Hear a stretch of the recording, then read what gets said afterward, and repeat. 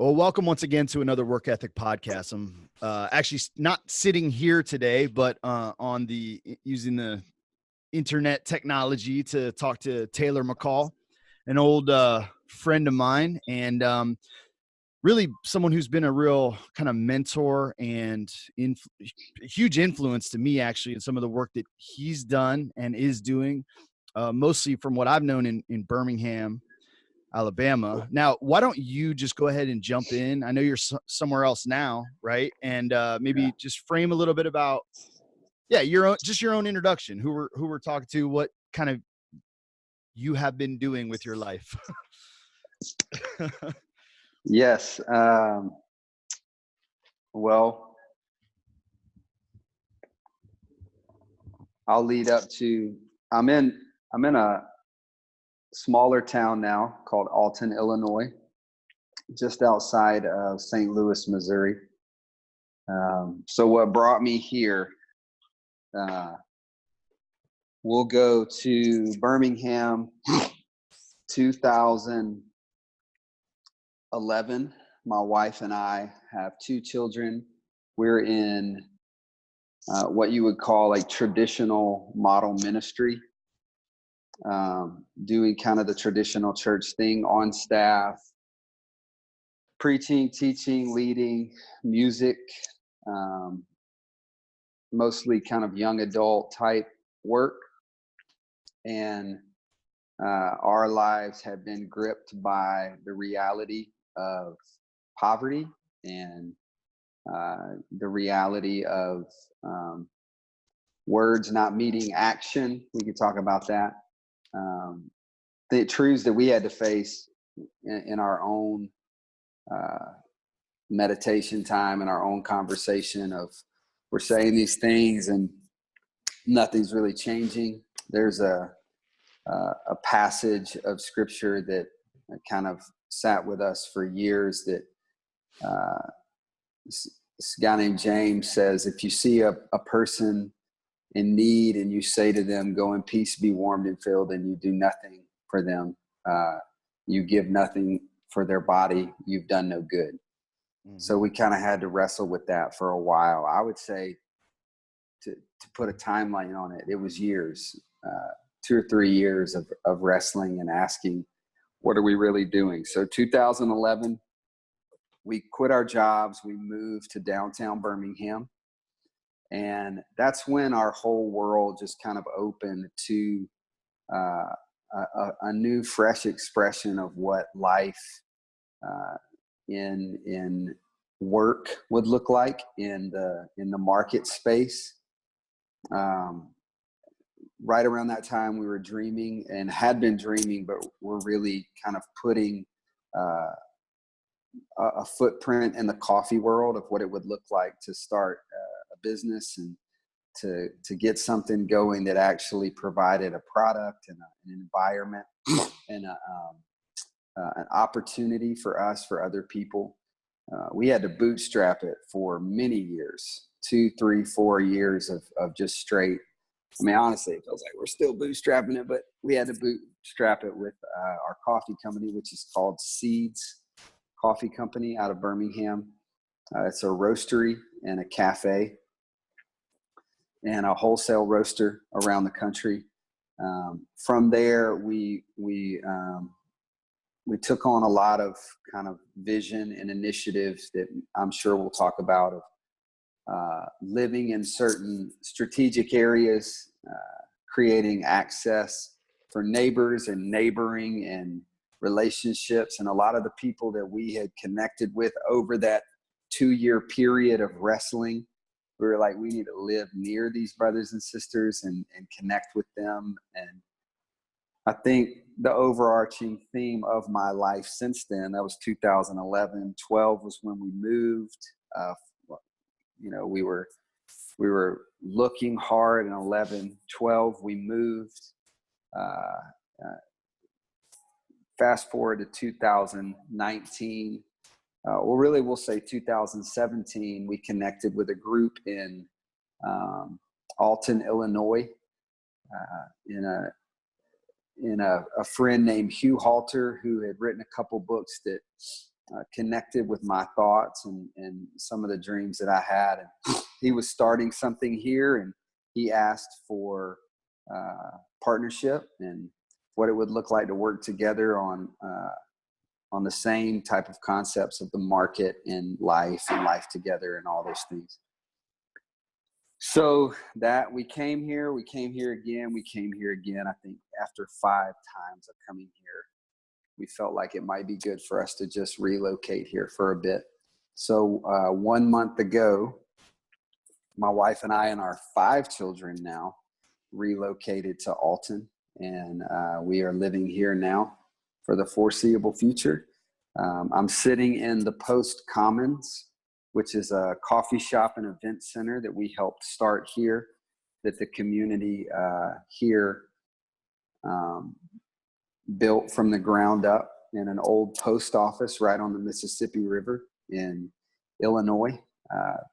The bridge right outside of our window is just separating Illinois from Missouri. Alton is a very unique place. This river, probably a quarter of a mile to my left,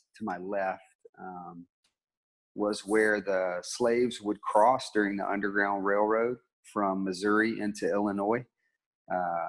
The townspeople here would put a lantern in the courthouse window to signify or to signal to them that it was safe to cross. And then sometimes they would make their way up to Canada to try to get into different settlements there, but of course into free states as well. And there's a lot of unique history about this place. But yeah, we're sitting in the coffee shop that we partnered with them and working, and they serve Seeds coffee here. And we're hoping this year to maybe even start a roastery here out of Alton. That kind of frames that's a very small picture into how we got here from 2011.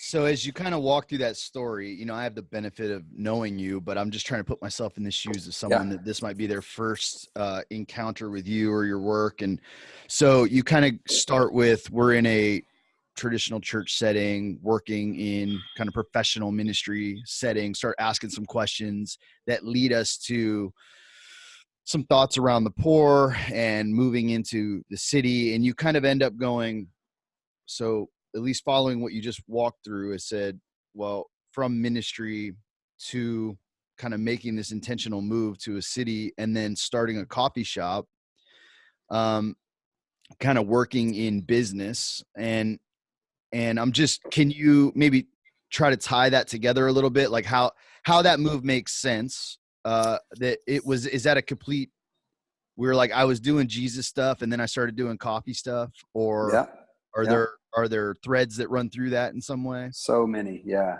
Good question. Well, let me just try to work my way through it. So there's some historical threads for me, first of all, and I want to acknowledge those. I grew up in a restaurant. My parents started a restaurant just before I was born in my hometown, a little bistro that I think I probably started working in when I could walk, and That's awesome. worked there all through high school while working different little side jobs from time to time. But that was my main gig, and learned a lot about life and people and relationships. My brother was the cook. I was the server, and there were many other. It was a pretty successful restaurant. So I was one of many servers. My brother was one of many cooks, but he kind of found his place in the kitchen, in the grind and the pressure of being on the line. And I found my place on the floor in communicating with people and getting to know folks and learning how to read people and waiting tables and all that kind of stuff. And through that and some other influences when I was young, believe it or not, one of my huge influences was Sam Malone from the TV show Cheers. And Okay. there is, all kidding aside, as cliche as it sounds, there is something so spiritual, so unbelievably kingdom about, we want to go where everybody knows our name. And I think those influences sat with me all throughout my adolescence, my kind of intro into adulthood, and even in the ministry world, which really was my least kind of natural environment. Ministry always felt very unnatural for me, even though I was fairly gifted at it. I felt like we needed to be out in the fray and out in the among the people, so to speak. Ministry, at least in my experience, felt a bit excarnational Hmm. as opposed to being incarnational, of course. So this wasn't just a random, moment of insight or an epiphany where I'm going to start a coffee shop. I started talking to my partner, who we started it together, a guy named Jeff Huey. Man, early on in our friendship, 2007, 2008, and we both had a dream for some type of social space. So I was able to say, hey, man, we don't want to do like a full scale restaurant. Trust me, I grew up in this. It will dominate our lives, our families. I mean, some of my most memorable times with my parents were in the restaurant because it dominated our lives so Hmm. much, time wise. And restaurants just hard, especially in a place like Birmingham. So we kind of came around to coffee, and then that thread is important. So we'll leave that one and we'll go to the coffee thread. Coffee is just an absolutely uh, unbelievable product right now in our current global culture. I think it's still considered the second highest traded commodity in the world. It touches almost every single continent, if not every one, in some way, whether it's through specialty coffee or through growing coffee. It creates inroads into relationships to every place that I've ever been. I've been to 19 different countries, traveled overseas well over 20 times. Every place I've been, I'm able to connect with people through coffee. I find out where the coffee growers are, or where the coffee shops are, especially what's called the specialty coffee world or third wave coffee. And that community is intimately interconnected in their effort, in their work for fair and direct trade, and all those buzzwords that have been around for a decade or more. And so what we knew was this is kind of how I'll tie it all in together, is we didn't want to live this kind of what a word I said earlier that's not an actual word. We didn't want to live an excarnational life anymore. We wanted to be like fully engaged in the culture and people's lives. And what we did find was that coffee was only one way to do that. So for anyone who's interested in like what this looks like, you can't just start a coffee shop anywhere where you are and people are going to come and you'll be incarnated in the culture. You got to assess the context of where you are and what is connecting with people where you are. But we wanted to be in that.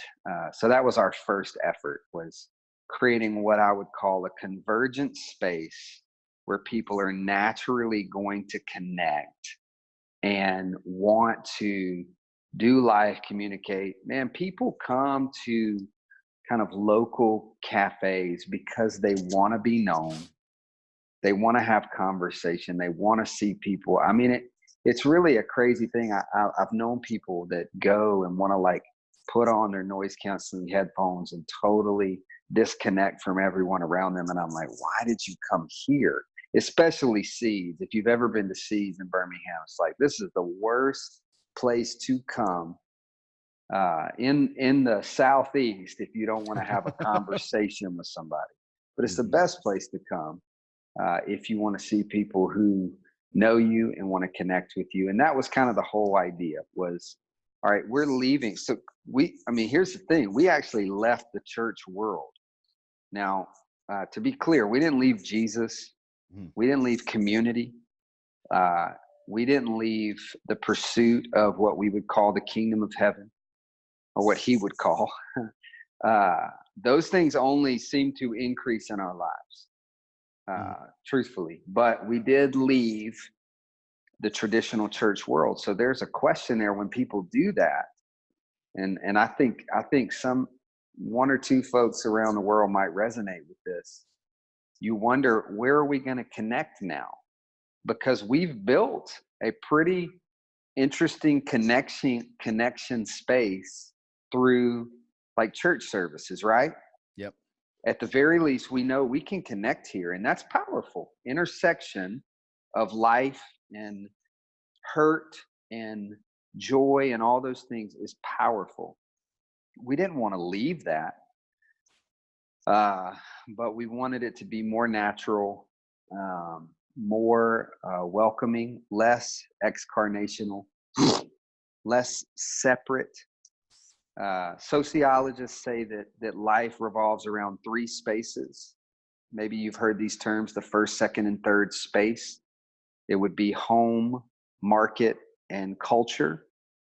And what I see that the traditional model church has done is we've kind of created a fourth space that's separate from all those, because it's not really like a place where you just go to be. It's kind of, there's an agenda there of sorts. And so we took all three, think about it. We took all three and kind of brought them into one space. That's the beauty of this cultural phenomenon of coffee right now, what some would call like the modern day pub. Is I can't tell you how many people have said, and I bet this is said in so many cities, this feels like home to me, right? And then someone else would go, well, I'm going to work. And then the majority of people say, this is my social space. So an excellent and kind and welcoming cafe could be considered a modern day phenomenon if you think about it, because it takes all three of those spaces for many people and it puts it into one connection point. So that we didn't know that at the time. Sure. We just knew we wanted coffee and had this vision of like a restaurant type work. We knew we wanted to work. We had a lot more in us than just the kind of Sunday morning work, let's pull this off. And we went for it. So I know from having been around and visited a few times that a lot more emerged than, the coffee shop is doing great. We have a few locations now, and I guess you guys are up there working, and yet there's other initiatives started along the way over the last 10 years it's been now. Yep. And they several kind of, I don't know, so run through that at the broadest level. Like here's some, like paint because I know there's maybe like help define so this hold you have on, like a hold on, John, we got a quick special guest. Hey, what's up, man? Hugh Halter just walked in. How are you? Nice beard, John Dingler, Hugh Halter. That's a pretty nice beard. You got the two-tone going on. You have all good things, I'm sure. Can't hear what you're saying because you got headphones on. Oh, true. Yeah. Nice to meet you. Good to meet you. Sorry about that, man. All good. He just wanted to get in the center of the attention. So if you could do me a favor and start that. Yeah. That segment over again. Well, right. So you ran through all of this experience of like, we got into coffee, but like knowing that there's this, I know this community that developed that I've known as Common Thread that kind of emerged that is, well, you could tell us what that is. And then there's these other initiatives that began that in my encounter with you guys, I'm like, oh, I remember thinking this space is like Cheers in terms of the coffee Oh, space. yeah? But the first time there, and I remember it might be when I first met with you there, was toward the end of the day, and people started showing up from work, and it was like, oh, those guys run our landscaping company, or these people run a house cleaning company. Why don't you kind of run through that, maybe the bigger picture that emerged over time, what kind of grew out of that? All right, man. So we might have to go 3 hours if we're going to get. Well, so you don't need to give them all the same treatment maybe that you have the coffee shop, but like, yeah, help sketch it out a little bit. won't. I want to give the framework. Yeah. We don't even have to talk about many of I can run through the businesses. They're not that important. The businesses themselves are incredibly important, but what they are, if you want to know kind of, okay, what are you doing in these different environments? Sure. But in a sense, and I need to be clear that, man, who knew this was going to happen? Like, who knew that these possibilities were out there, and this kind of idea and framework? I honestly was growing in this concept every year. Had no clue what the possibilities were. The vision that's kind of in my mind and in my heart, and many of the brothers and sisters that I walk with now. I mean, none of us could ever take credit. Common thread was an idea of kind of a branding of a community that wanted to live a very diverse life together that was fully interconnected. I mean, you could take 5 to 10 different concepts, like the breaking down of the clergy laity idea. We wanted to break that down. We wanted to find all things in common. This is a concept in the scriptures when the church is being formed in this book called Acts, or this recording called Acts, and the people are living this life together that seems extremely fluid. It seems extremely rhythmic and natural. It says that they found all things in common, including their faith, including their socioeconomic status. And it couldn't be because everyone made the exact same amount of weekly, monthly, or yearly income. It couldn't be because everyone put their numbers on the table at the end of each quarter and made sure that everything was even. That would have defeated the purpose of the organic rhythm of the community. I think the way that they found all things in common is because they just lived life together, and they just kind of served one another. It says that they would sell their possessions to help this person, and I don't think it was just because someone was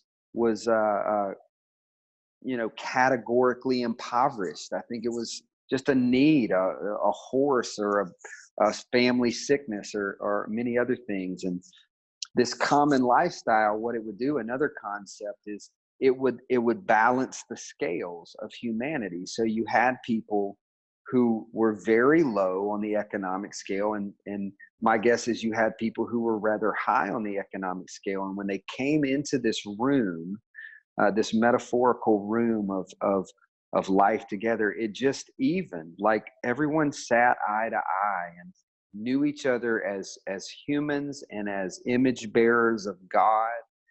And their money wasn't a status symbol. It was more of a tool to be used for community. And they found all things in common. So we'll just take that one concept is we wanted to build a community that found all things in common, that inspired and incubated mission, that inspired and incubated life in the market, creativity in the market, but creativity in a way that wasn't self-serving, that was truly focused on, and hear me, it wasn't like this let's save our city kind of mindset.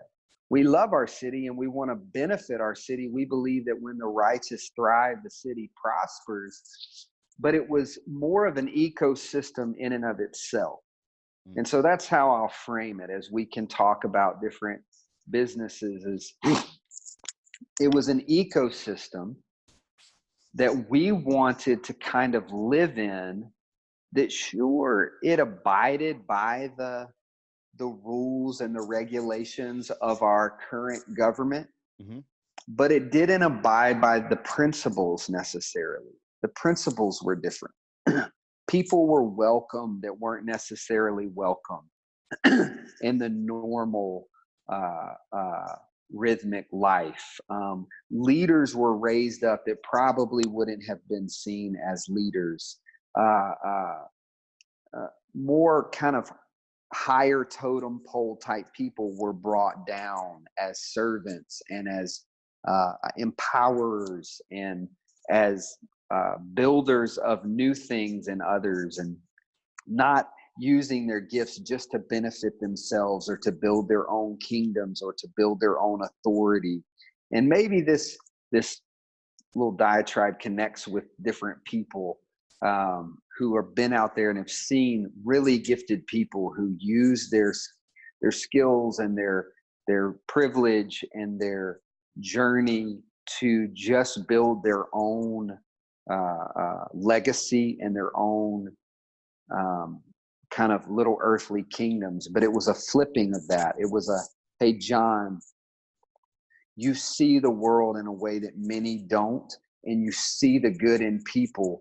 Would you move from here to here and start serving others, speaking life into them, vision into them, helping them see how they can raise build a team, raise an investment fund, see this vision come to fruition, and then live in it. And all of that was just kind of a brand. The easiest way to see Common Thread is like a holding company. A holding company for an ecosystem where life, market, and culture kind of existed in this social space or this social ecosystem. Okay, so as you paint that picture of what Common Thread is, and in the end, it was a very practical, like there's a holding company. In the beginning, you say, well, there's kind of a brand for a community, for a dream. Yeah. And as you paint through that, I go, just listening to you go, man, this sounds beautiful and idealistic.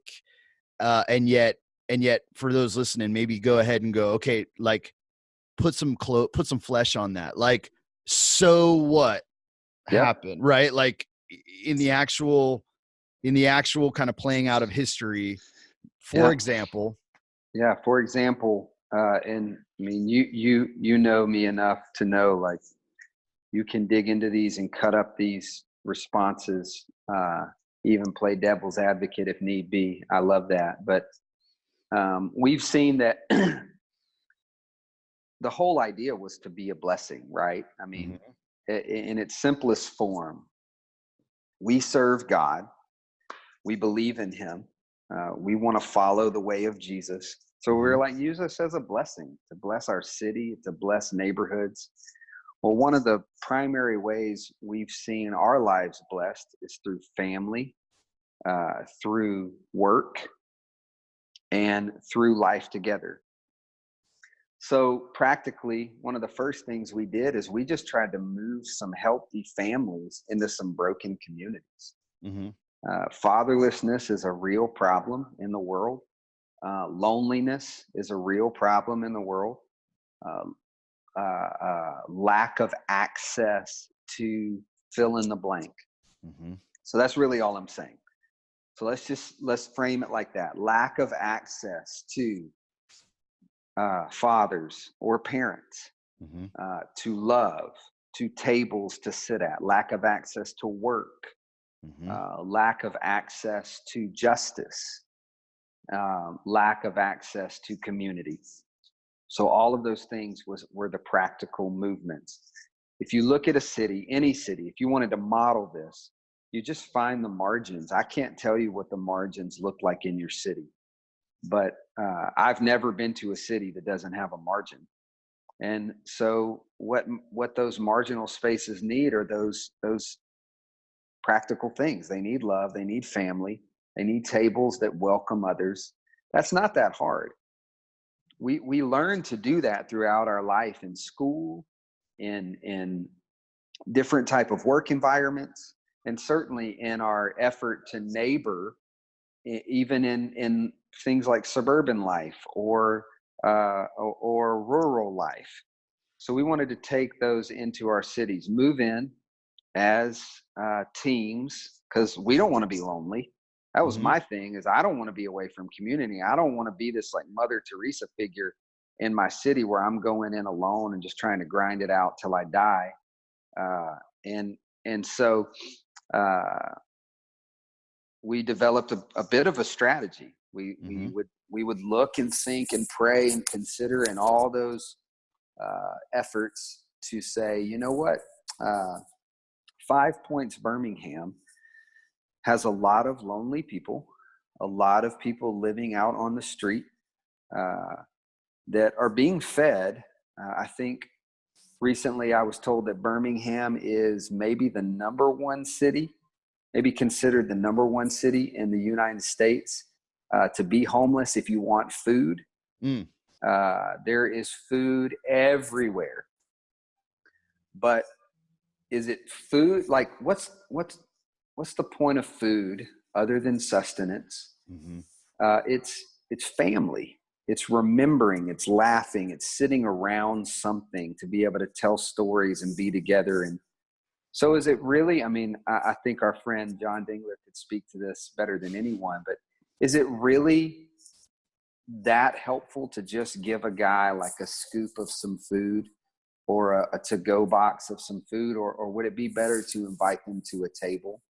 Would it be more loving your neighbor as yourself to say you're welcome here anytime, to see those who don't have fathers and mothers, sisters and brothers, community to walk with, and honestly, a big one, a huge one for us has been access to work. To just be able to work. We were so taken back, and I don't want to get into the stats because they'll bore people. They can look them up.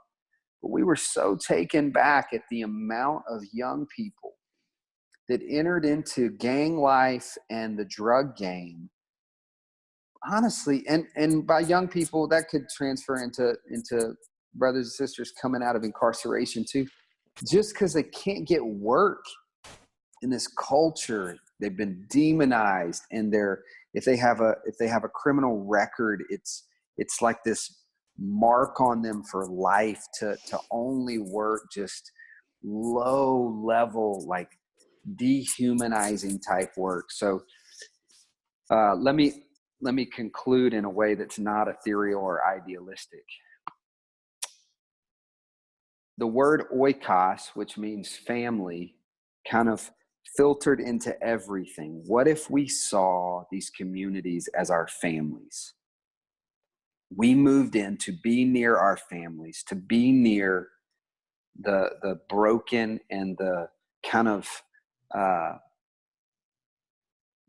mentally, spiritually, hopefully lost. And we said, there's hope here. There's hope in our homes. There's hope in our businesses. And there's hope in the way we have fun and our cultural and social and justice efforts. And that fleshed itself out through what we would call intentional houses, which we probably have somewhere between 30 and 40 around Birmingham, in hub communities, which we're in probably 6 specific kind of parishes in Birmingham. And market spaces. And the bread and butter is the incarnation, or the entering in to that life, not the in and out. So that's the sweet spot. That's the bread and butter of everything that I think we were called to do. And quite frankly, I think we as those who follow Jesus or want to bring hope to communities. That's our mandate, or our marching orders, is go in and live. Make yourself a citizen there or present there. And through your presence, you will begin to understand, oh, we need a grocery store here. We need to really, like, my kids play at this park. We do a lot of education reform and work in our city. So why do we do that? Because I have 5 children and I want my kids to have a good education. Mm-hmm. Like, why do I care about the street lights in downtown Birmingham? Because I live in downtown Birmingham and I want my kids to be able to walk home and have street lights. Like, once you incarnate, everything becomes more about life and care for your community than it is about like a ministry. Does that make sense? Oh yeah.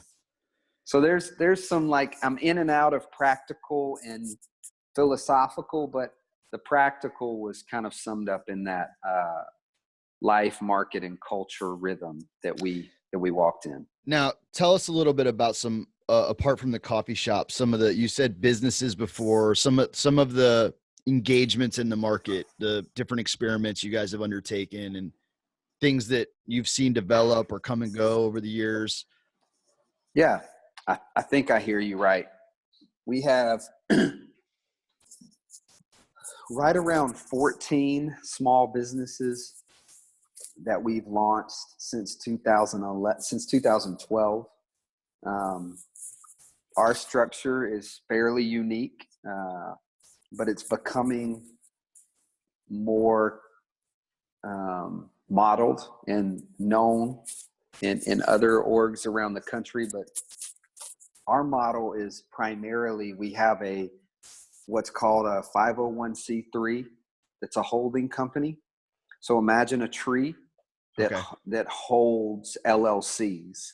Mm-hmm. LLCs are limited liability corporations. They're businesses, but they're owned or held by the 501c3. So it's basically a business network mm-hmm. that's overseen by a board of directors.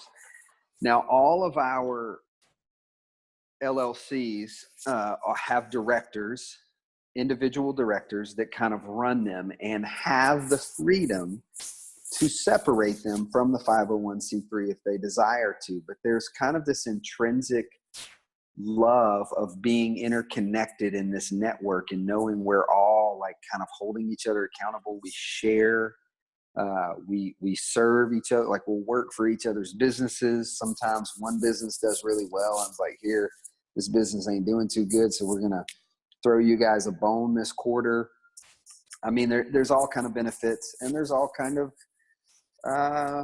potential negatives too. So you gotta wade through that. But that's the overarching structure, and they range, man. I mean, we got coffee shops.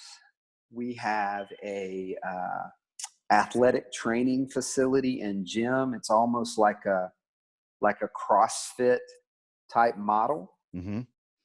With a large training facility concept.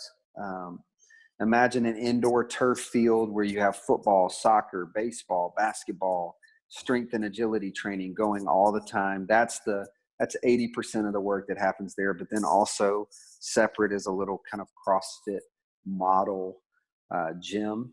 A lot of life happens there, a lot of relationships. We run after school programs out of there, a lot of connection. We have a barber shop. We got a landscaping and construction, and we're not running it right now, but for years we had a house cleaning company mm-hmm. That employed many single mothers. And man, recently we started like a IT, like a information technology, securities and consulting company. And it's incredible.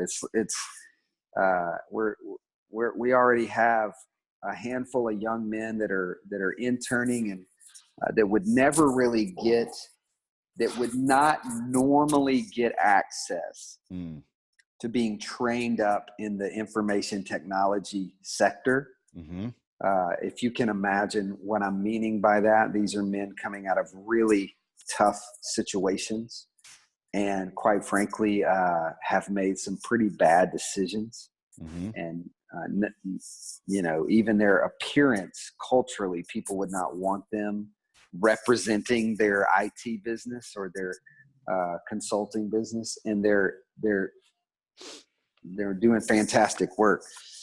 So all of these, let me end with this so you can be thinking, all of these have come out of just a natural response to a need in a community.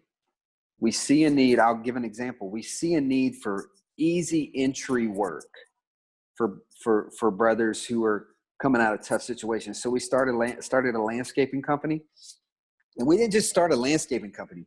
We had a guy who was literally studied horticulture and landscaping in college, was working for the top landscaping company in all of the Southeast. And he said, I want to do this, launched it. His first employee was one of our neighbors in our community, who was driving an hour and a half to a chicken plant every morning to put on a friggin' mask and, sweat it out for 9 hours, which is, he was working, and that's awesome. But his car broke down. He'd been working there for years. His car broke down on his way to work one day, and they just dropped him like it was nothing, lost his job. So Jacob, the director of our landscaping company, which is called Taproot Landscaping, hired him that week, first employee. Now the dude's running the entire lawn and maintenance department. He's the longest employee for Taproot. He's been there 4.5, 5 years. I could tell, no joke, 50 more stories just like that of being in a situation, being in an environment. Our construction company is really connected with a lot of the Hispanic community, which is large in Birmingham, and working together and trying to create a sense of liberty and fair wage and help for families that are looking for a stable life. I could tell a ton of stories. Same thing with our barbershop, the amount of relationships and conversations and life that has happened out of that space, and on and on. You can imagine, right? I mean, yeah. So the market space, I will say this, the market space, man, has got to be the single greatest disconnector of life together in our culture right now. And here's what I mean by that is, for the most part, people, it could be an incredible connector, and it has been for us. This is the kind of juxtaposition of the cultural market space and the ecosystem that we're trying to build. Is, by and large, the stories that I've heard around the country and somewhat around the world, but mostly around our country, is I'm going to work, I'm just busting my tail for 6, 8, 10 hours. I'm getting through the day, and I'm getting home, and I'm just trying to get some time with my kids or my family or my wife just to make it to the weekend and maybe have some community at a church service or at a bar or at the game or something. And I'm like, well, what about your workspace? Because that's the narrative, is connect with people at your workspace. Like the show The Office, that's just not reality for most people. For the majority of people, because they're working in this environment. We can save this for another podcast, but they're working in this environment that is so driven by the dollar that they got to get their work. They got to grind. They got to keep climbing the ladder. And there's no connection. So many communities that I spend time with say, I feel so disconnected from my community because I'm working all the time. So really all we've tried to do in our kind of big picture hope is to combine those two. Is let's make the market space the greatest connector of life together in our culture. Let's flip the coin to where you go to work to be with the people that you want to walk with, that you want to do life with, and to invite those into that don't have hope, family, consistency, stability, paycheck, and so on. How's that? Yeah, there's so much in there, man. That's so good. So it's really interesting. Like I was looking at some of the history of even just like the rise of cities historically, you know, like you look at like an old, like Little House on the Prairie type thing, right? Where you've got like education and life and work kind of all in this oikos, all in this household, in this space. Right. Yeah. But in the rise of cities, and of course the industrialization kind of overlaps with that, where you're like, okay, there's economic opportunity in this space. I mean, and as things and technologies emerge that make quality of life rise for most people, and people start moving into the cities going, hey, I want a piece of that. Like I want to engage in that, get a job in here, and then go to work becomes a phenomenon, right? Like you leave the town and country to go into the city and set up and kind of sell labor basically. Yeah. And as you follow that, like the picture you painted of that disconnect, and actually at the heart of my intention around this podcast itself, the work ethic, has been conversations around the role of work in our lives. And you've been referring to it plenty throughout this, to kind of like wanted to like highlight that. But like, and a lot of people talk about exactly what you're saying. Like I go to work so that I can go live. Talk about work as something that's soul sucking, something that's hard or strenuous or killing them. And occasionally that is because of work environments or spaces or the ecosystems within which we make those exchanges. But I as I hear you saying, like, we want to bring those things together. And I just think it's super cool to picture the picture of, in my experience, of a community that's doing that, to kind of integrate life and work in a way that, you know, even individuals, we talk about work-life balance in the same sense, like we're going to go do this and then go do this, like life and work are not the same thing. Right. And this is something that, and I've really been wanting to talk more about integration of those things, which it sounds like you guys have done in a really smart and practical way in your own space. And to be honest, for those listening that don't know this, our work has taken notes tremendously on the work you guys have been doing.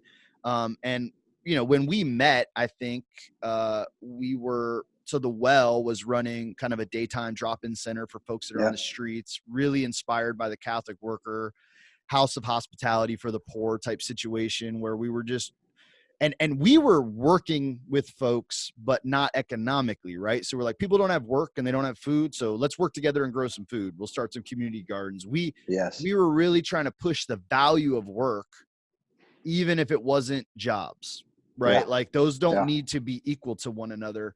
But then we did that long enough where we saw guys that were on the streets, like pouring themselves out around the clock, but still didn't have a house, a roof over their heads. And we're like, yo, we've got to figure out a way to make money, to get our hands on resources, because there's genuine need here. And so kind of from a visit there, you guys introduced us. We were running a little bike co-op out of a shipping container so people could get transportation needs met behind that. And then, and you know this, I'm sharing this kind of for those listening. You introduced us to a bike shop there in Birmingham that was kind of loosely affiliated with your community. And it was kind of another organization that had been doing similar work, Redemptive Cycles. And where we realized, like, there is a model for running this work as business that maybe may be a more sustainable path forward. And our hope really was the creation of jobs, which we realize is that's a very hard thing to do, right? Absolutely. To scale to the point where you're able to afford growing payroll. And so having our own experience with that, and your own, like, you've kind of walked through this and you've rattled off, like, we've launched and started all of these things that I imagine emerge because someone's here that knows lawns and there's this need, or someone's here that knows coffee, or someone's here, like, leveraging some asset or gift that they already have to kind of build something to share with the community.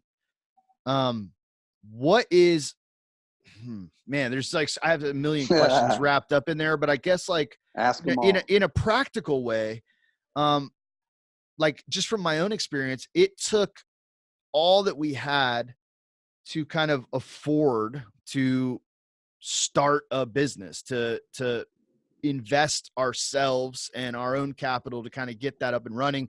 And we've been open now as a retail space with Well Built Bikes for over 2 years. And it's going great.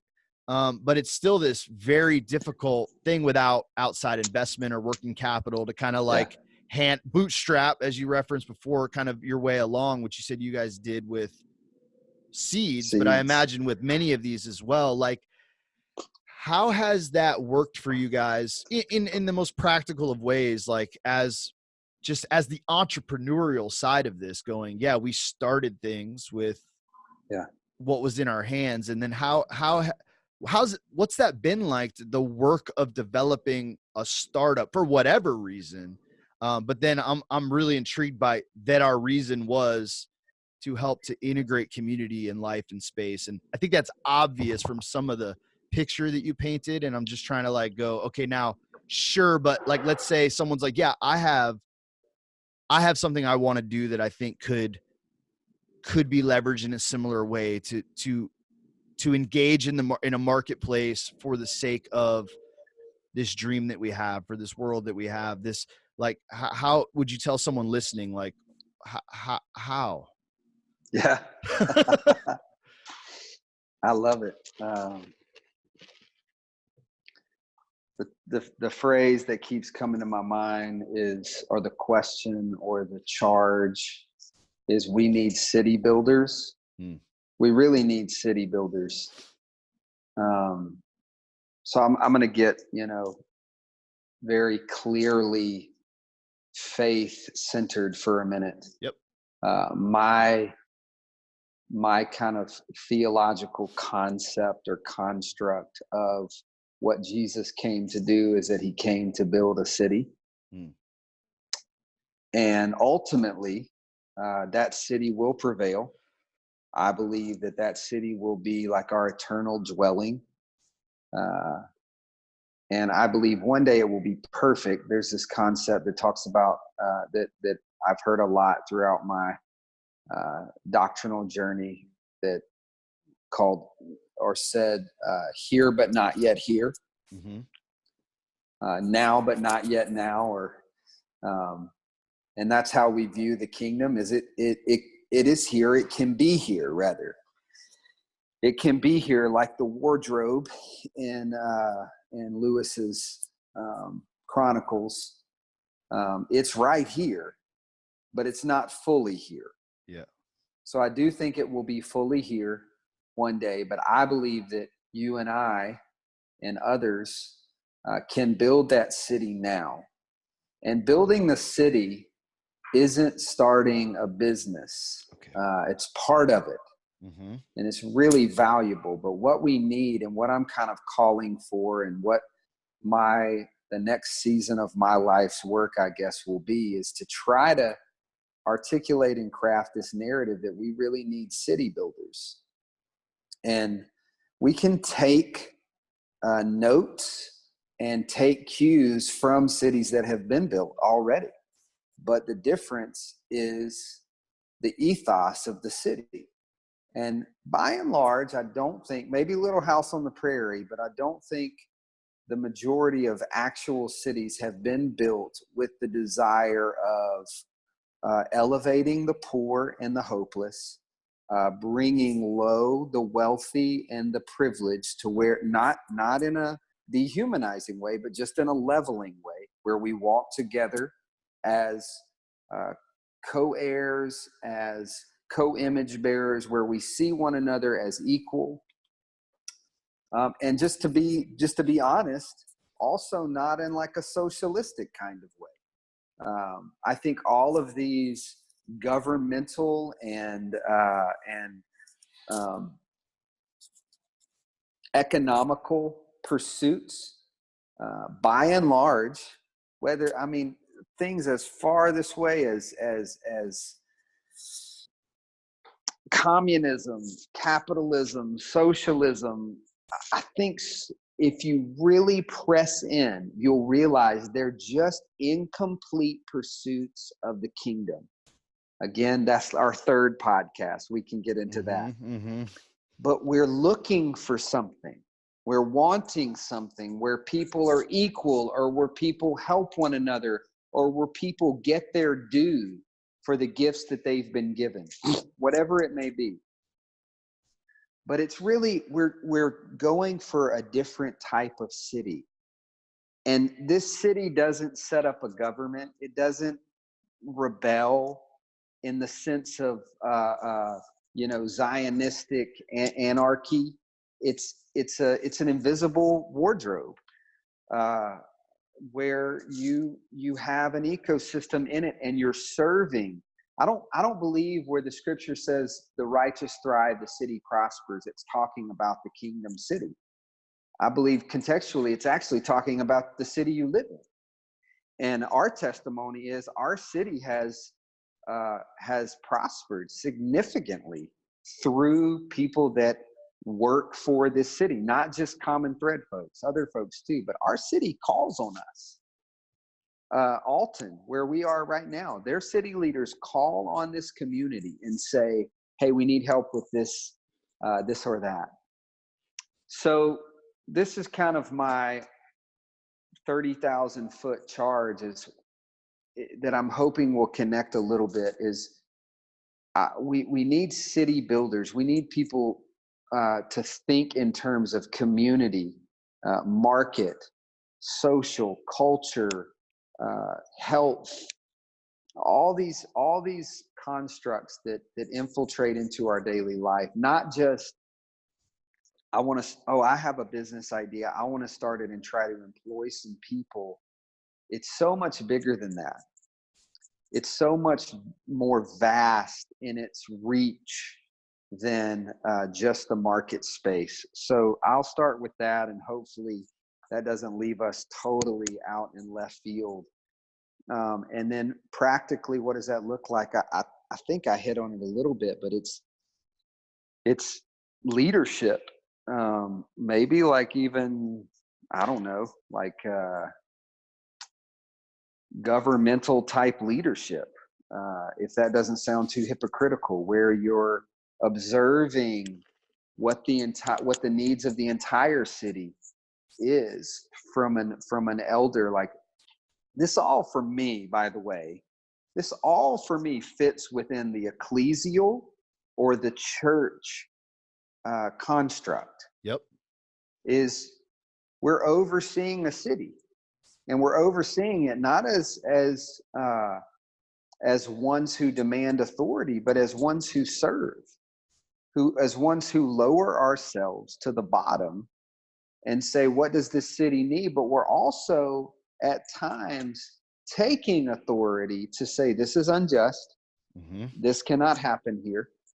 We don't abide by these types of principles.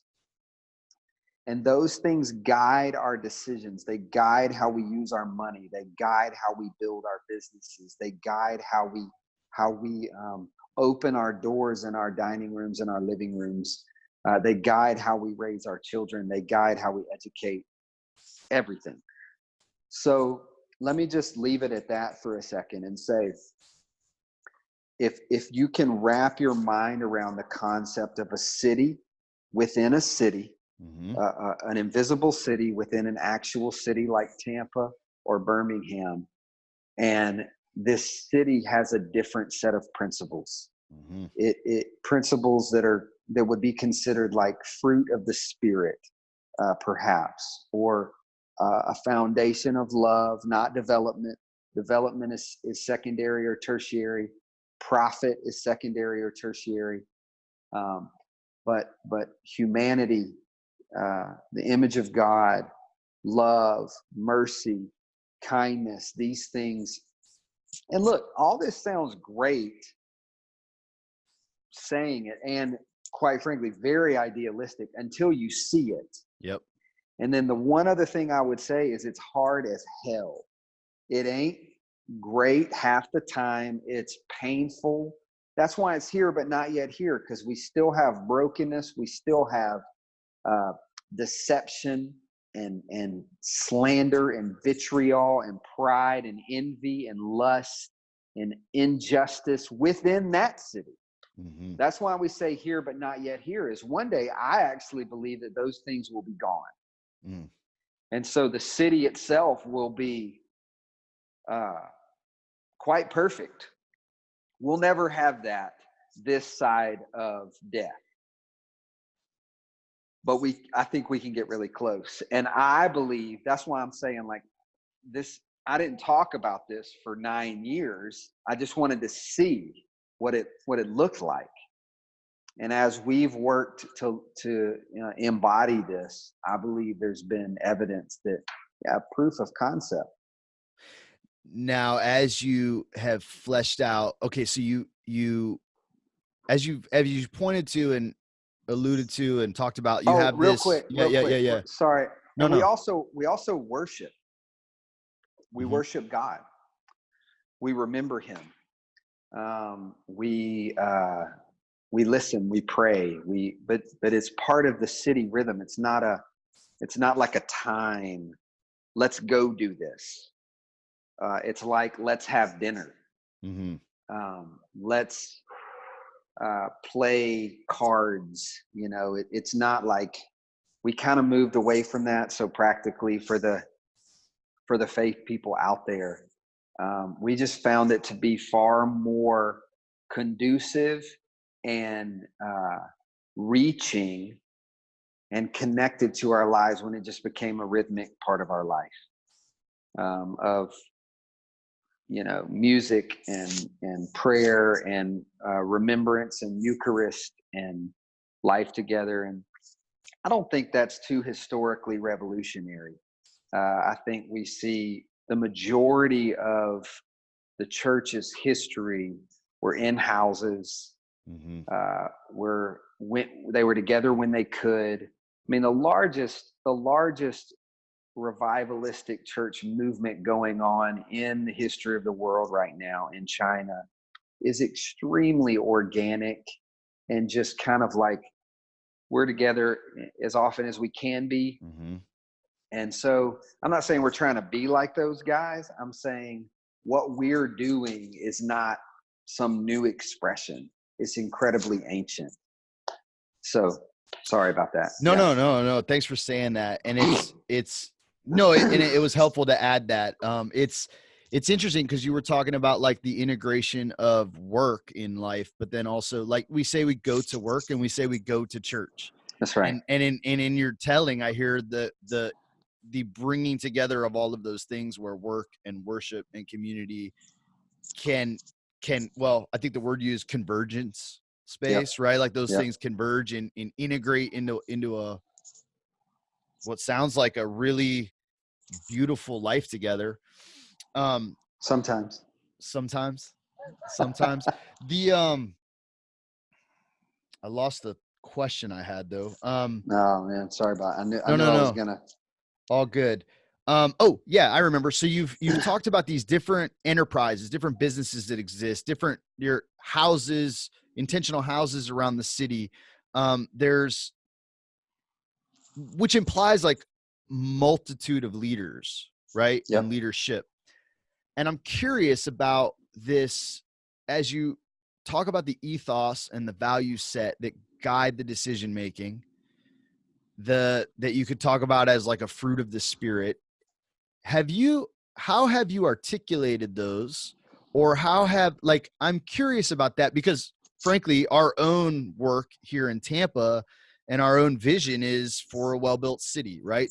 That we pray that well-built bikes is just a small building block of what's to come in terms of the way I would frame it is our rehearsal of that coming world. Right. And I'm curious because I think about this a lot. Like, well, what happens when other folks start saying, well, I'm going to build and launch this or that or the other. The question isn't really about control, although that might be one way to frame it, but it's really about like how are those driving values driving? And like, how is the standard kept? Yeah. If that's a good way to frame that. Well, obviously shared values, core values, like a internal docs, deep in kind of intrinsic manifesto type feelings are important. I mean, we've had a handful of people over the years just come and say, hey, I heard you guys incubate business. I want to do this. And the majority of the time, we don't go down that road. We do when it's conducive to our core values. So here's what I mean by that. One of the communities that we live in, there's almost, it's 98% African-American, and there's almost no African-American owned or run businesses. So if a Black brother or sister came to us in that community and wanted us to help them incubate a business, we're all in. And we don't really necessarily have to share all the core values. We want to share some, of course, but it's not as deeply necessary when just John comes and says, hey, we want to start something in Tampa. Heard you guys help resource, train, equip. I mean, we only have so much margin, man. It doesn't, for what reason? Like, why would you want to work with us? But when this is right smack dab in the heart of the community that we live in, and an integral effort to our everyday work is to see more Black-owned businesses, to see more empowerment happen in that way through home ownership and dignity and whatever. So you can press into that, but that's all I mean by we're not marketing ourselves as we're this Y Combinator business incubator. Come here to us if you are a person of faith, if you follow Jesus and you want to start a business, we'll train you, equip you, and resource you. So that's not really something we pursue. It's all about shared values, core values, raising up. So a lot of I look at our community now, I'm almost 40, and probably our average age in our community is somewhere around early 30s. So a lot of these people are people that I was connecting with, or some of our kind of first generation leaders were connecting with when they were in their 20s, early to mid 20s. So they've kind of come up, not everyone at all, but I'd say about 75%. So there's been this organic shared core pursuit, right?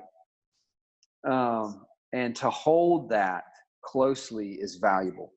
Also, ownership and control, it's an important conversation that needs to be had among leaders, because the reason we went the 501 route, which could also be called like the nonprofit route.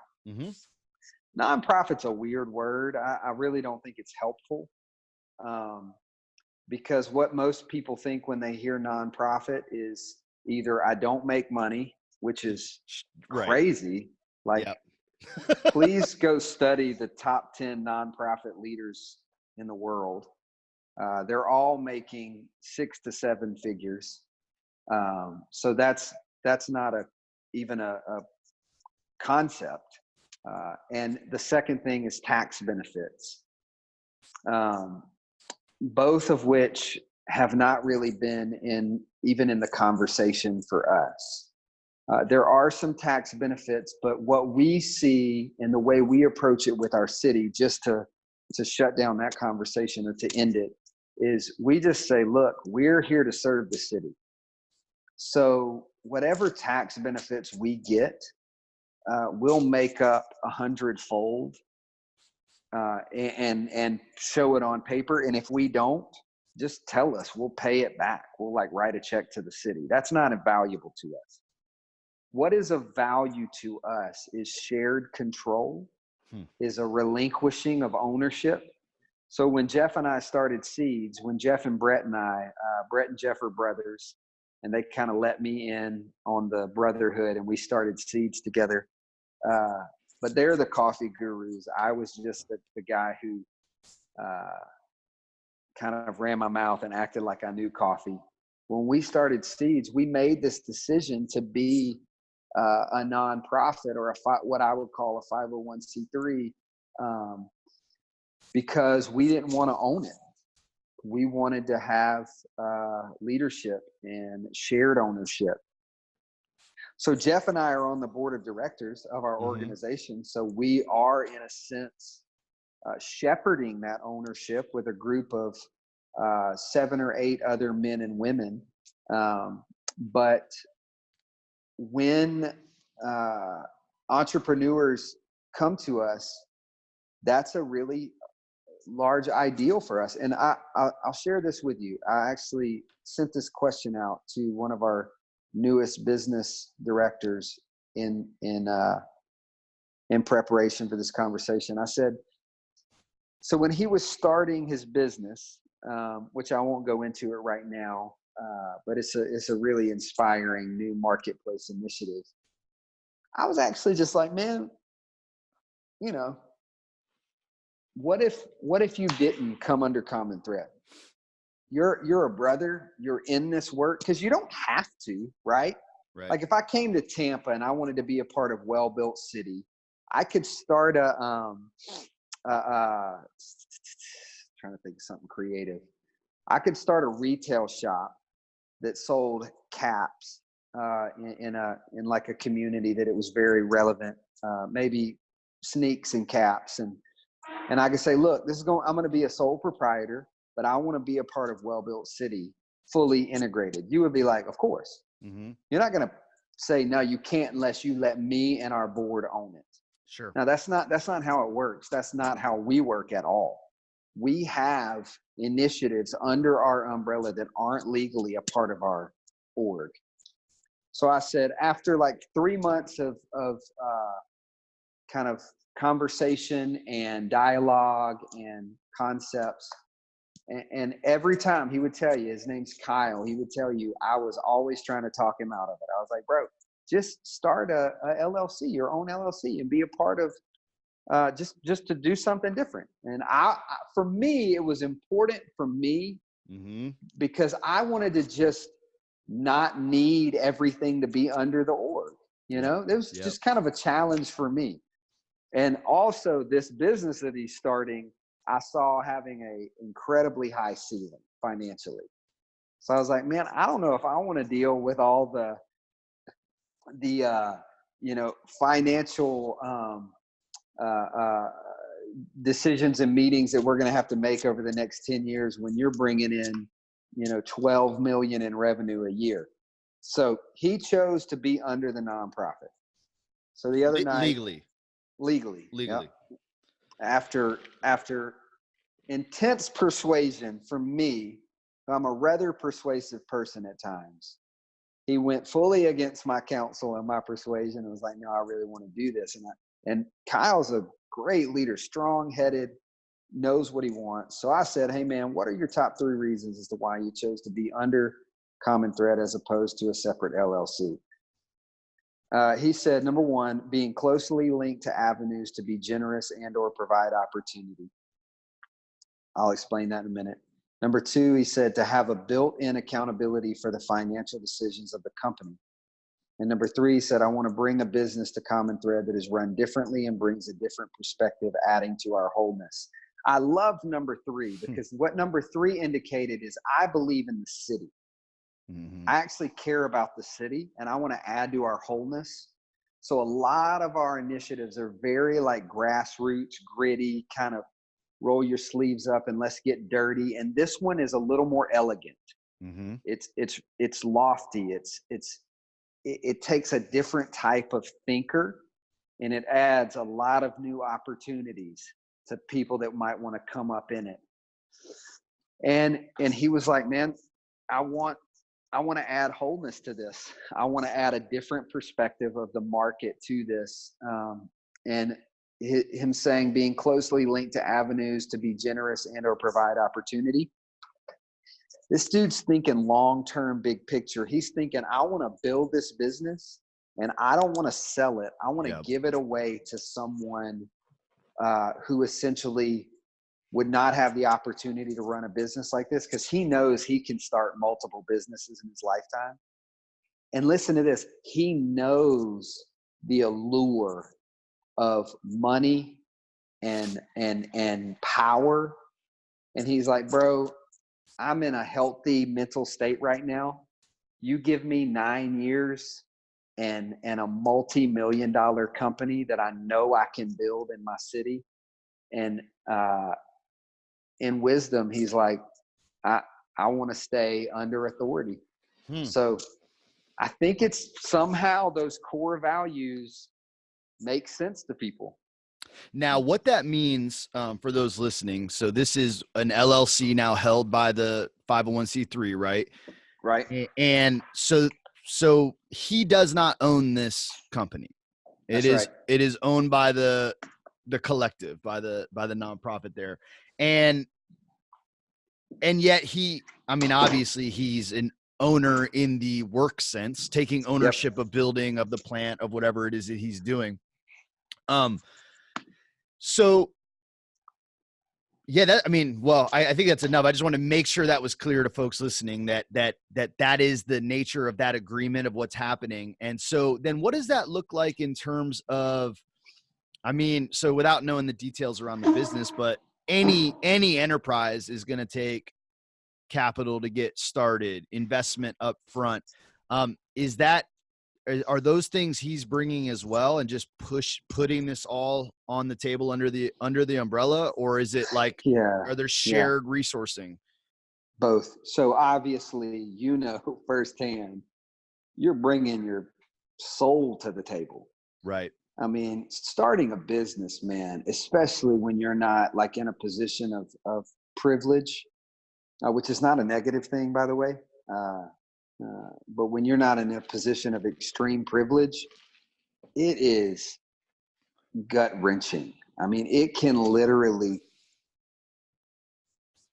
remove your humanity, because you can become a slave to that business if you're not wise and if you're not careful. And so to paint our movement as this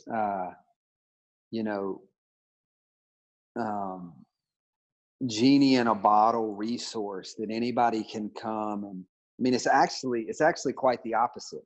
One of our core values, if you will, unspoken internal doc type core values is this is going to be one of the hardest things you've ever done, and you pretty much gotta lay your life down to make this happen.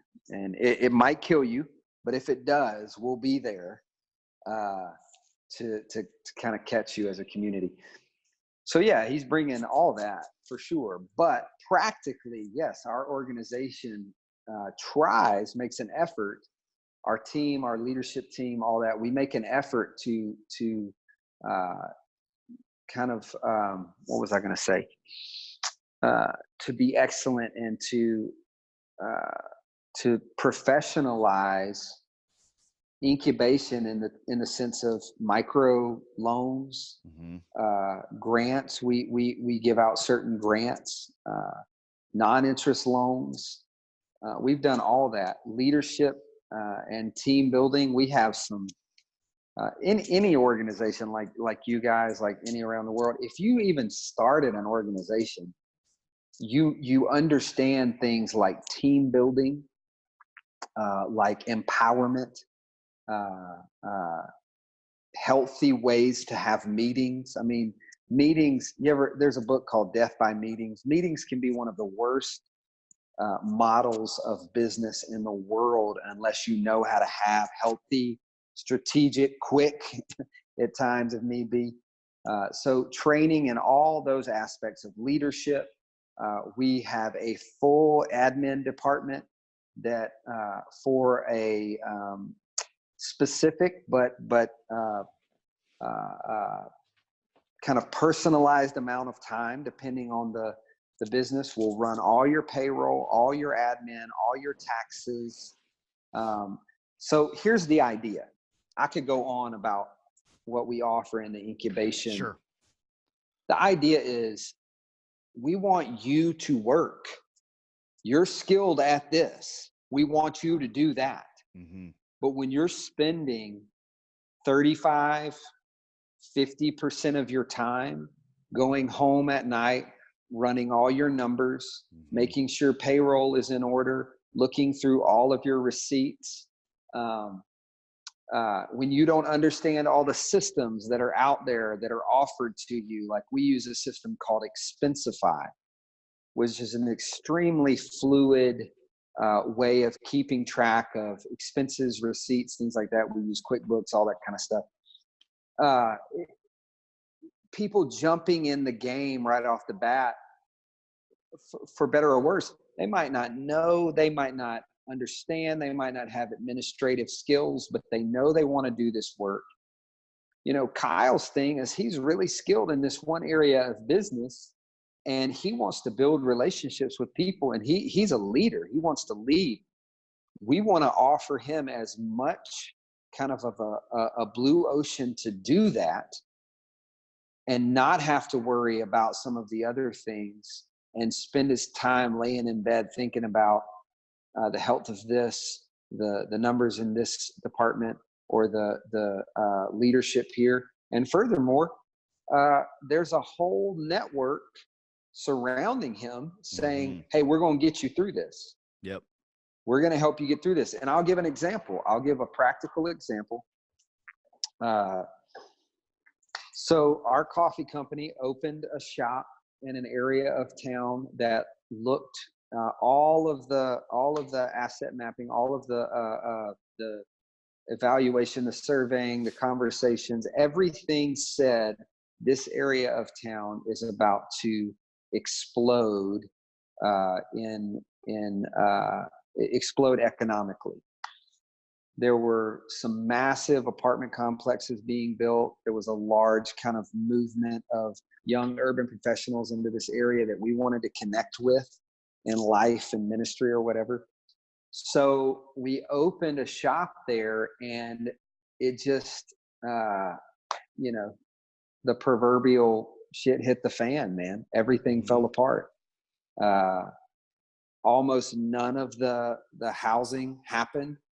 I think in a period of 2 years, like 9 businesses went out of business in this area. People started moving out.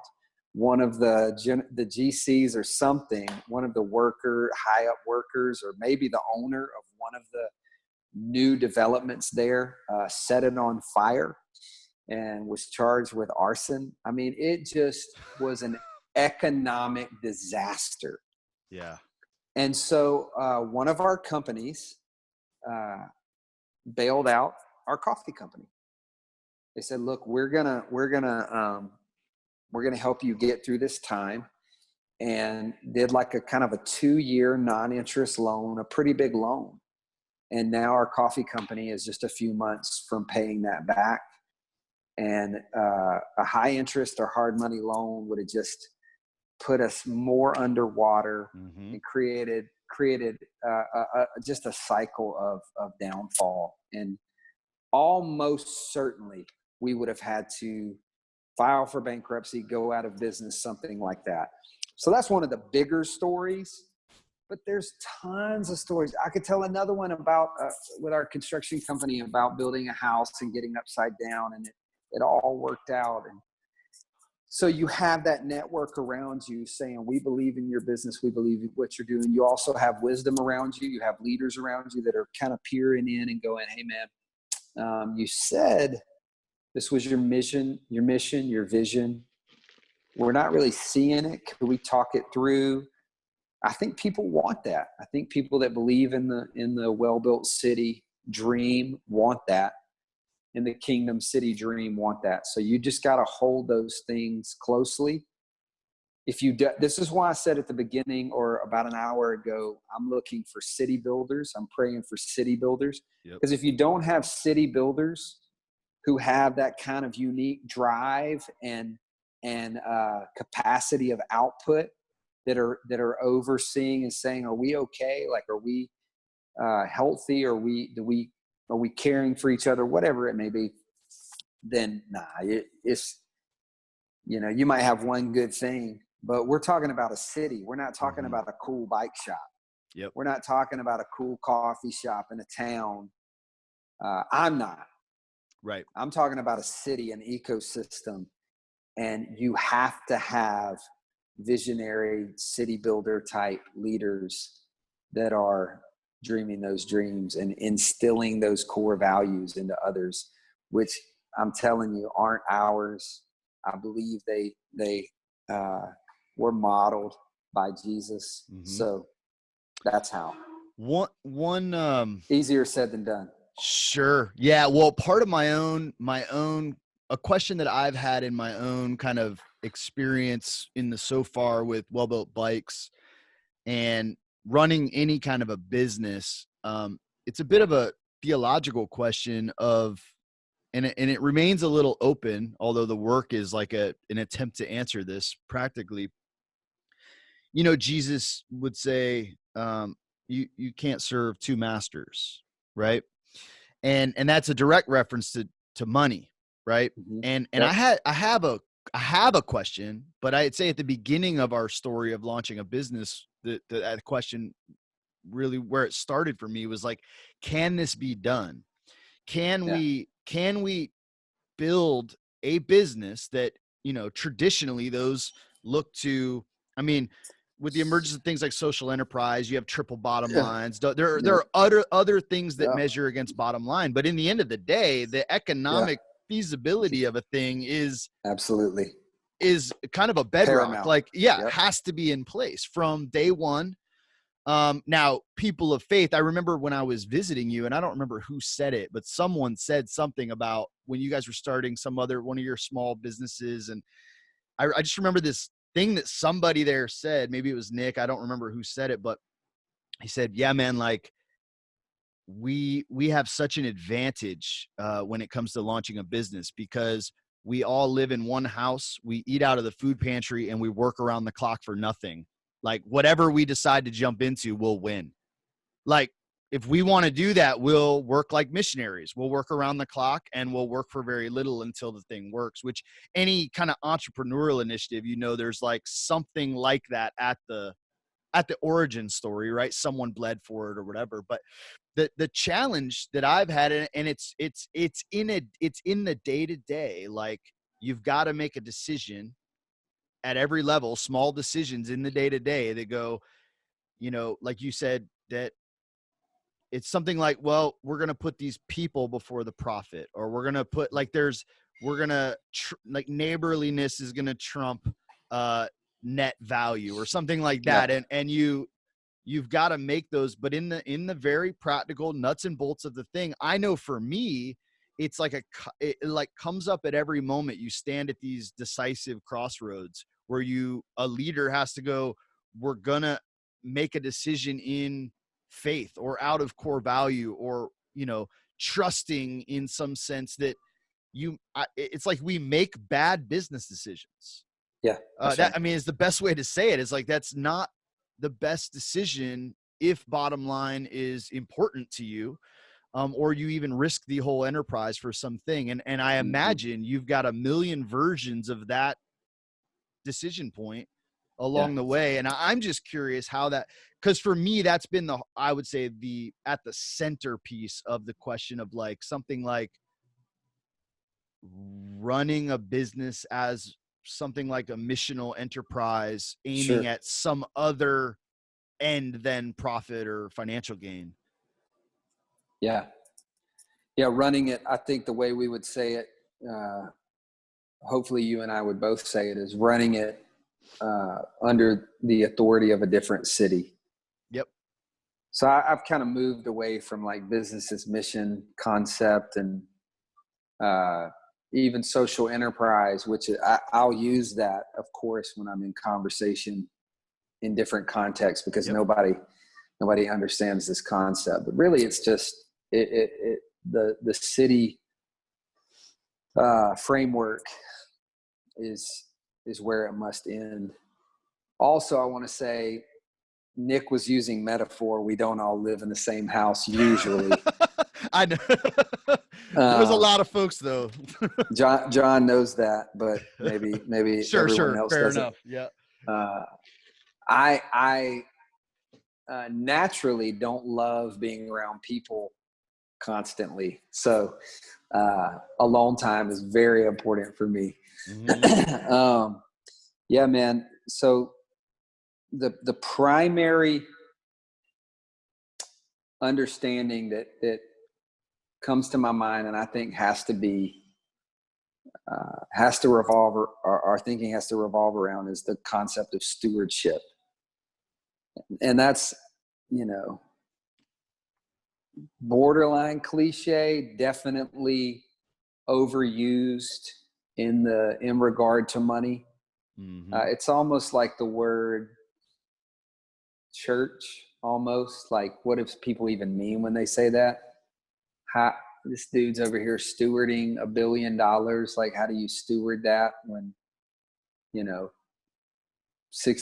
of it is in investments? And anyway, but that just is, at the end of the day, Jesus said you can't serve both God and money. And then he also said, just a couple chapters after that, in a parable called the parable of the dishonest manager, he commended the manager who was dishonest. He commended him for being shrewd with the resources that God had given him. Yep.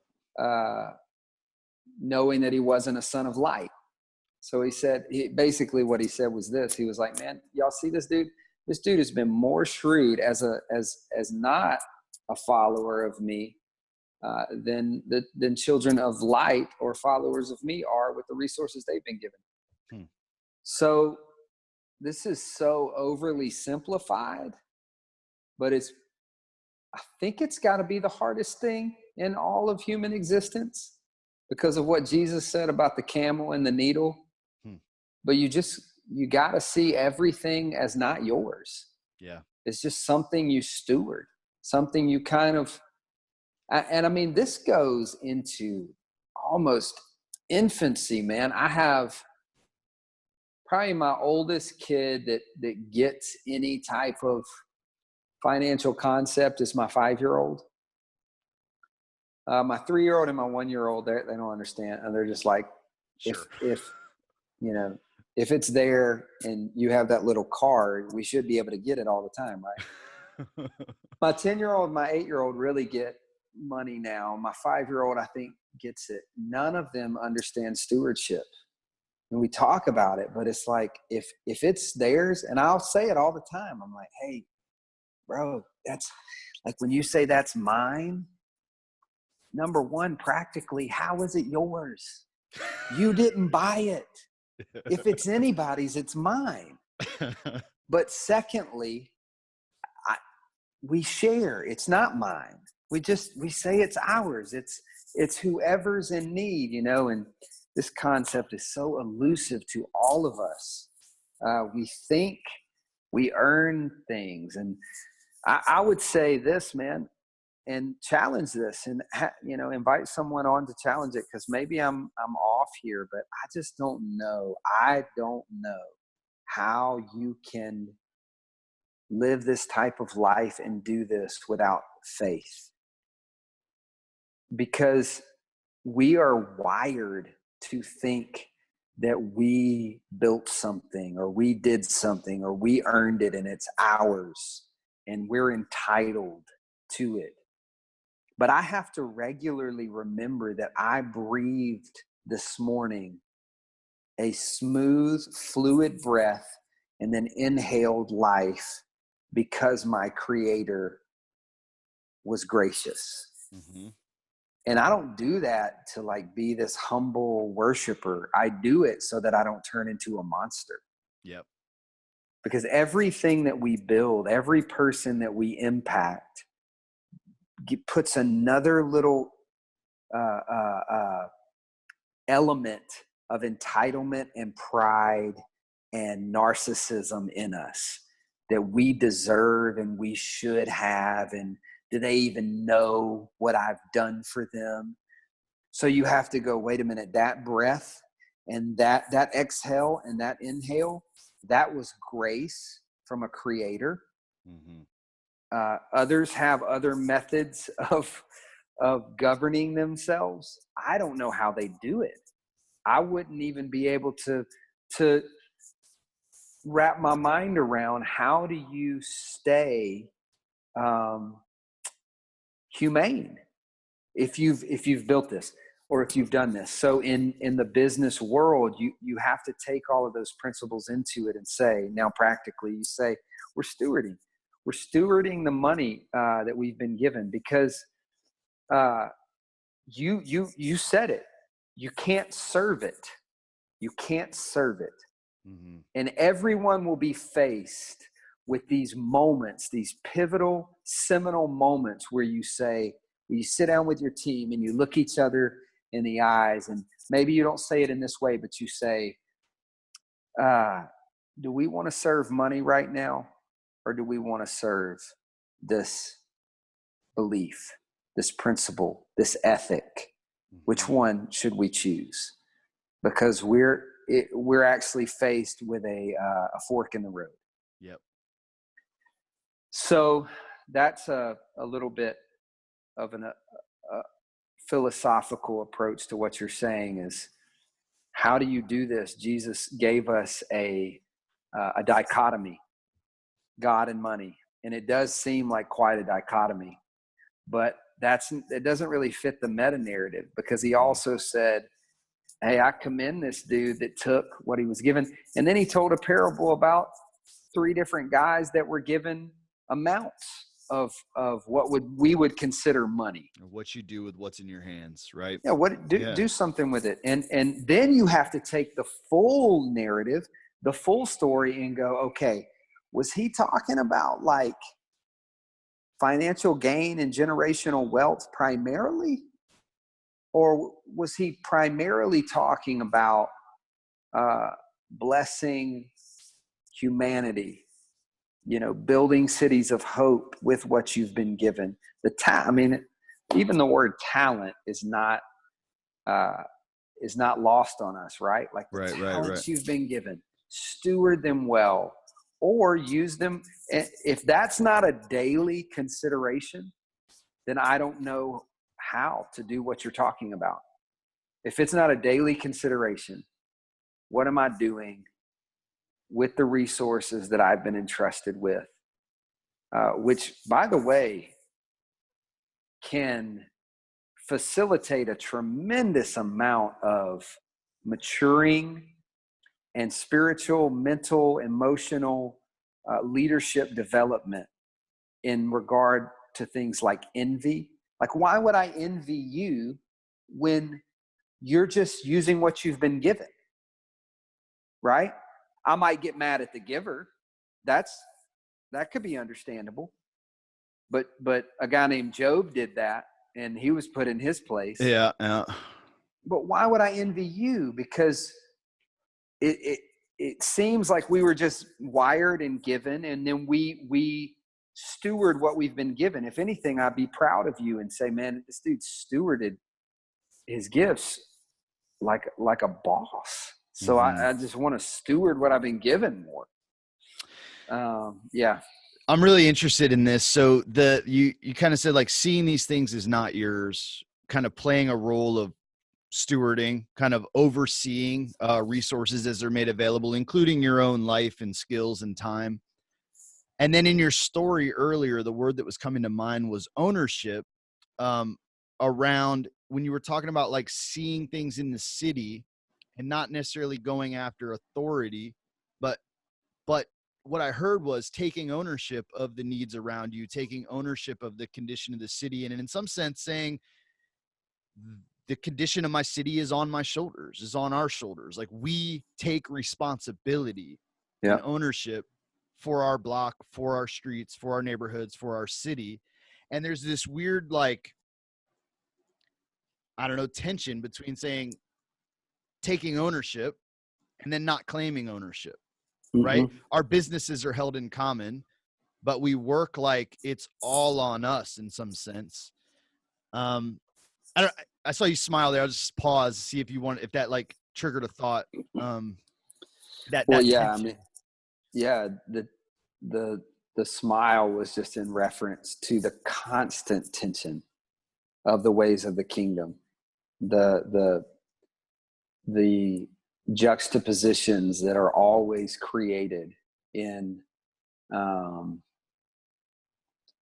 the life of Jesus and the life of his people. Maybe we're really getting into the spiritual side of things, because for me, they're unavoidable. Mm-hmm. At the bottom, you can go practical. This is how we did it. And then finally, if you keep digging, Yep. you get to, it's just all about the kingdom. Mm-hmm. I can't find a way around it. Yep. It is honestly for those who are done with Jesus and totally done with church. It's the only thing that's kept me, is the reality of a global faith family kind of living in this ecosystem. So yeah, what you're saying is, one, you're taking ownership. Let me see if I can articulate this well. You're taking ownership of, or the weight of, the legacy of a king, or the legacy of his story.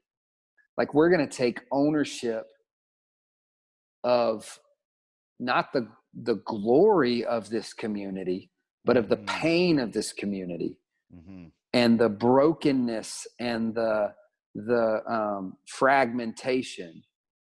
And we're going to put that on our shoulders. It's interesting that you use that phrase too. One of the reasons I smiled, I don't know how I can tie this in, but recently, I'm a big basketball fan, that, and obviously Kobe Bryant died recently in the helicopter crash with his daughter Gigi, and a basketball player that I have followed and been incredibly inspired by for 20 years, 18, 19 years now, is LeBron James, who plays for the Lakers, which was Kobe Bryant's former team. And the other night he said, God gave me broad shoulders to carry this burden. I take ownership of this burden, which I don't really care what people think or what they say about that. But I found it to be a pretty eloquent visual, because what he didn't say is, I'm taking ownership of Kobe's legacy. He didn't say I'm taking ownership of the glory. He hasn't even really spoken much. And, Kobe, LeBron, you, me, humans, we can be cut up, till the end of time, of all the messed up things that we've done. That's not the point. The point is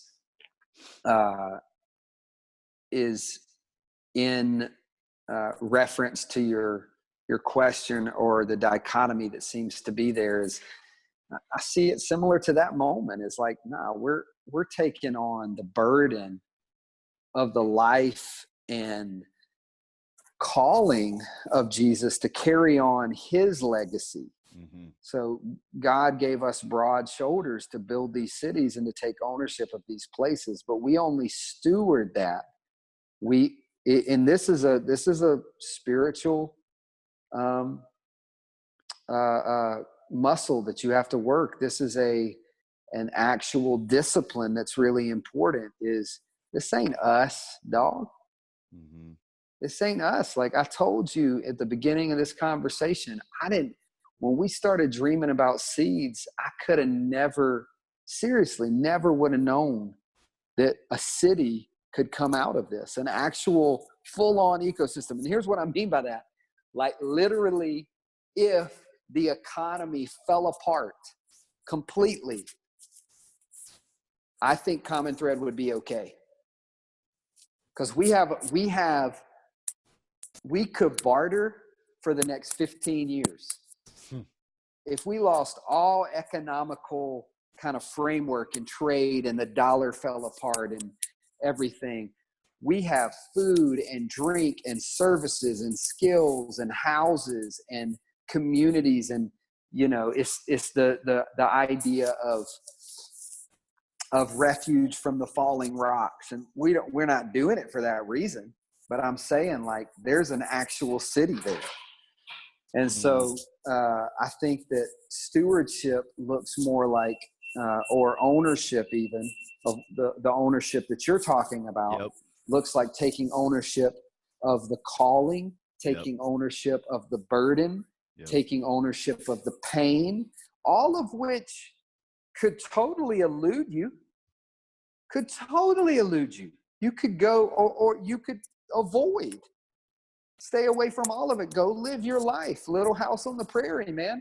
Go enjoy the gifts that God has given you. And I don't know that that is completely wrong. But I'm hoping that others will go, nah, all this I've been given, I'm going to steward it. I'm going to take ownership of the pain, of the brokenness, of the calling. And I'm only going to steward the resources, the privilege, the hope that I've been given. I grew up in a family with a father and a mother, which is something that we are fully intent on seeing accomplished in one of the communities that we live in a couple of generations, because 90+% of the kids we know are growing up in either single parent homes or no parent homes. That is such an amazing privilege. That's a blessing that I grew up in a home with a father and a mother who loved me well. I'm going to take that. Let's see, which hand was it? I'm going to take that privilege and steward it and own the burden of the community that doesn't have it. Yeah. So that is maybe not great, but maybe that's okay. That is good, man. One of the words that kind of comes to mind when I think about stewardship is waste. And I think waste is an interesting concept because it really illustrates what is valuable. So, like, I was at the dump one day with a buddy of mine, and we were taking up to the dump, whatever. And he got out and he looked at the pile of stuff, and there's couches and shelving and all this stuff. This bulldozers piling up. Yeah. And he said, man, if this is I forget how he said it, but something like, if this is the toilet of our society, like if this is where it all goes, once we have a major digestion problem.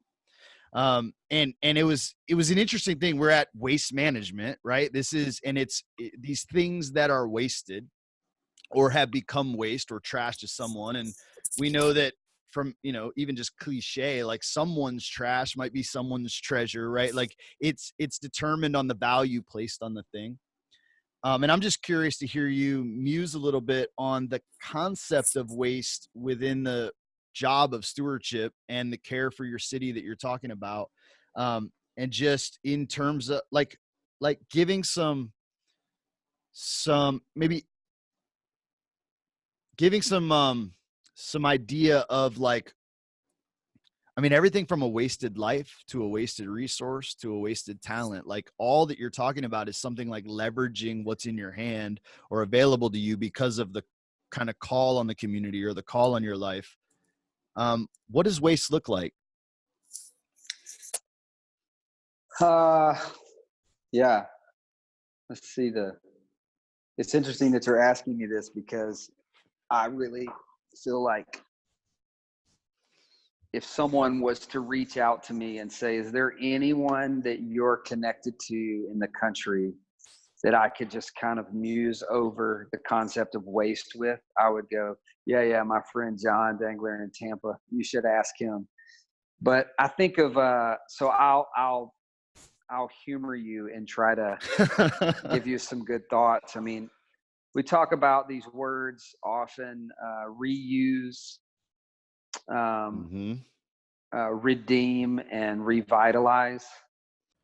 So at this point in the recording, we lost signal for a few seconds, and so we just started again and had Taylor try to pick up on that thought again. So sorry for the break in dialogue here, but it shouldn't be too hard to follow along as we dive right back in.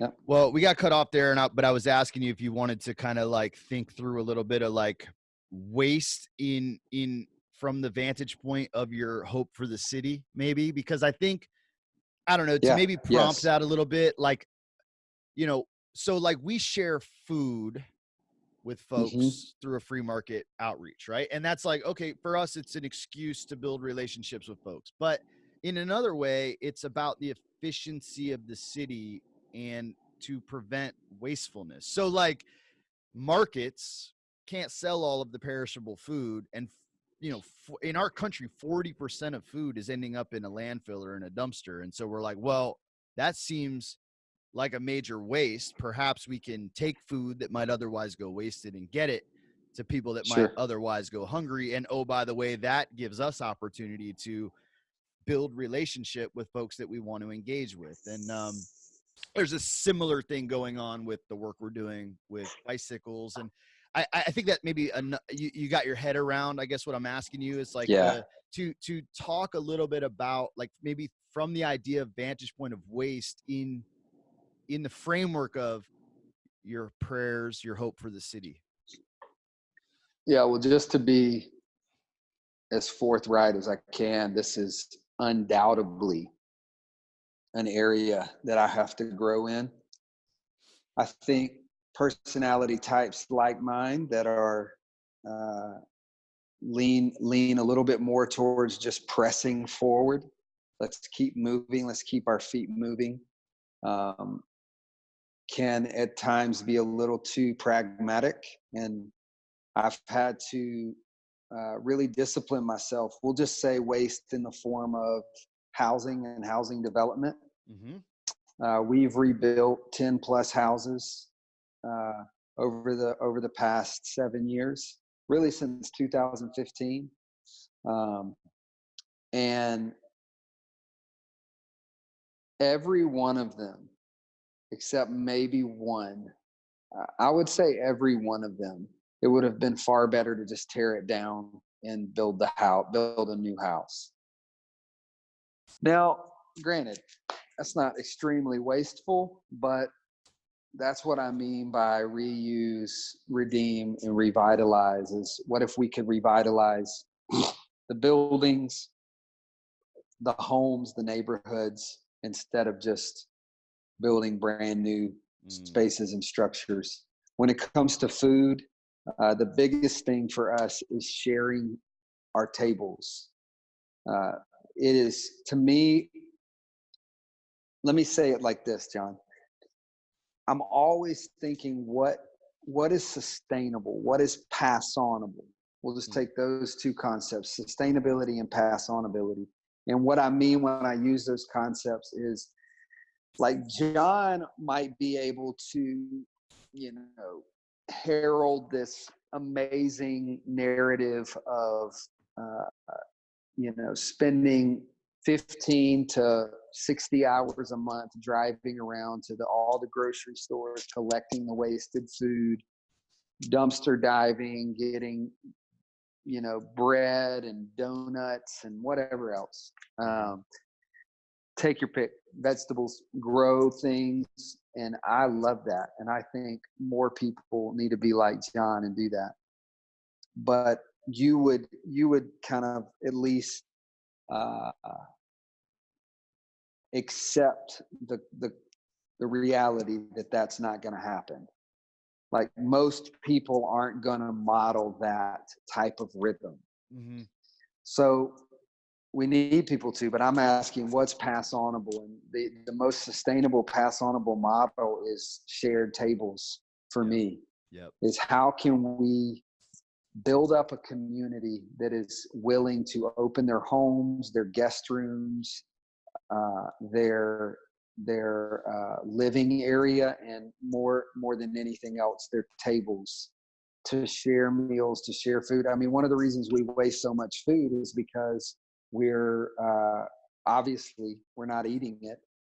We're buying it and it's going bad because we're scared, or we're worried that we don't have enough. So we stock our pantries so completely full of food. And okay, so maybe we shouldn't do that. Maybe we need to reconsider and budget our food a little better.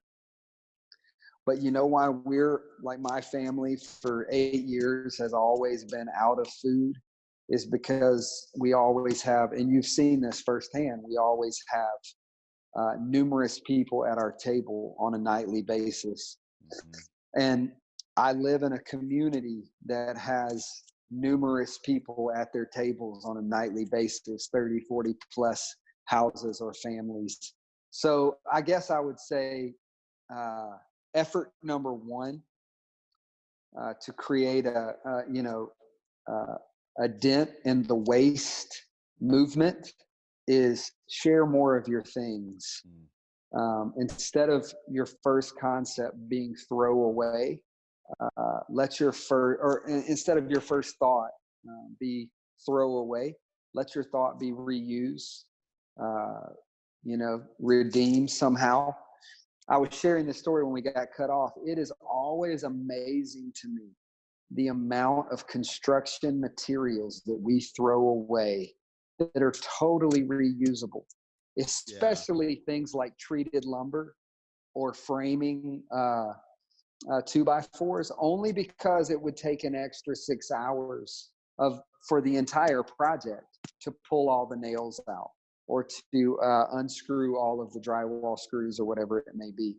Um, I think, man, this is actually really good lumber that we can reuse, and that's just a microcosm of what I'm talking about. But maybe this is more of a revolutionary thought than we realize. Maybe if the kingdom city was real, and if all of our tables were open, what if that actually could, like, what if you could do the research and we could find out that that is actually putting a major dent in the waste in our cities? The grocery store thing, the amount of food that we're throwing away, I wouldn't even have the first clue what to do about that. There are people that are far more intelligent than me that are out there doing the market research and trying to figure out, how do we change this? And I love it. Mhm. Let's do it. But my approach is what is pass onable to everyone. Yeah, and it's interesting, like asking you the question I did, and you're right, probably because it's an angle I take on interpreting things. And so, like, well, one, talking about the construction material, if you haven't seen it, there's a TED talk by Dan Phillips, who builds houses out of reclaimed waste. And it's a fascinating TED talk. He really brings in like some like philosophical like underpinnings of like, we want plumb square, even perfect, as opposed to like working with imperfection. So he's like, I pull out I don't know, one example in it was, he's like, I had this window pane, and you've got all these different panes, and one of them was cracked, and so they throw the whole thing away, but it's 90% good.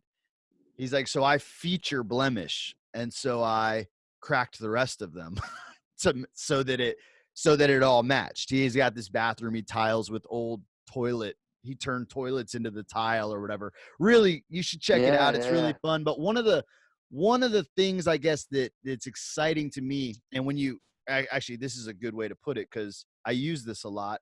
Um, the construction site's a great way to put it. Like, you find, like, I always think of that, the stone that the builders rejected has become the cornerstone.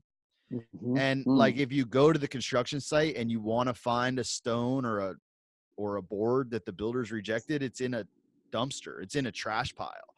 And in Mm. some sense, I'm like, yeah, God is, in that telling, a dumpster diver, picking through what we have failed to value and Yeah, working to build a kingdom with it. And yeah, I actually see that idea of waste, like, even in the stories that you've told. You're like, we're working with these guys that, in the IT business, that would not never have the opportunity to do this. They're even in their presentation, they're not guys you want representing your building. And I just think, man, the amount of lives and the amount of people and resources and skills and capacity among friends on the streets, or just folks that lack access to the opportunities that you're talking about helping to create, that in my mind, so much of the story you're telling is one of declaring the value of what is otherwise being wasted. Yeah. In terms of capacity and opportunity of folks. And anyway, I guess like asking you that was a way of just kind of hoping to prompt that a little bit, because it's something I find tremendously valuable. I actually think it's at some level like a huge part of what is wrong in the world is Yeah, man. I not mean, I want seeing to, value, right? yeah, we want a movement, right? Like here's the story. I got a buddy who's traveling the country right now, making his way out to LA because he needs, he's not because he needs, he's making his way out to LA because he's wanting to work this job out there. It's like a 6-month bike tour, high adventure type thing. So he's riding his motorcycle cross country to get out there, and every major city that he's going to, he's reaching out to me and he's saying, "Hey bro, you got anybody in this city that I can crash with?" He doesn't have a ton of money, which I think is fine. It's not super irresponsible. I mean, he's kind of counting on the kindness of humanity, the household of faith, whatever. Man, I'm embarrassed of my own relationships. I'm 0 for 6 right now, and reaching out to people in cities on his route going, "Hey, you got anybody that would spare a room, a couch, literally a kitchen floor where he could throw his ground pad down?" I'm 0 for 6. And I think I tell that story. I actually got a text from him during our talk. Now he's like going into a new city and he's saying, "You got anybody?" So I'm going to reach out. I got people all over the country and connections at least. And I think it all plays in, man. Yeah.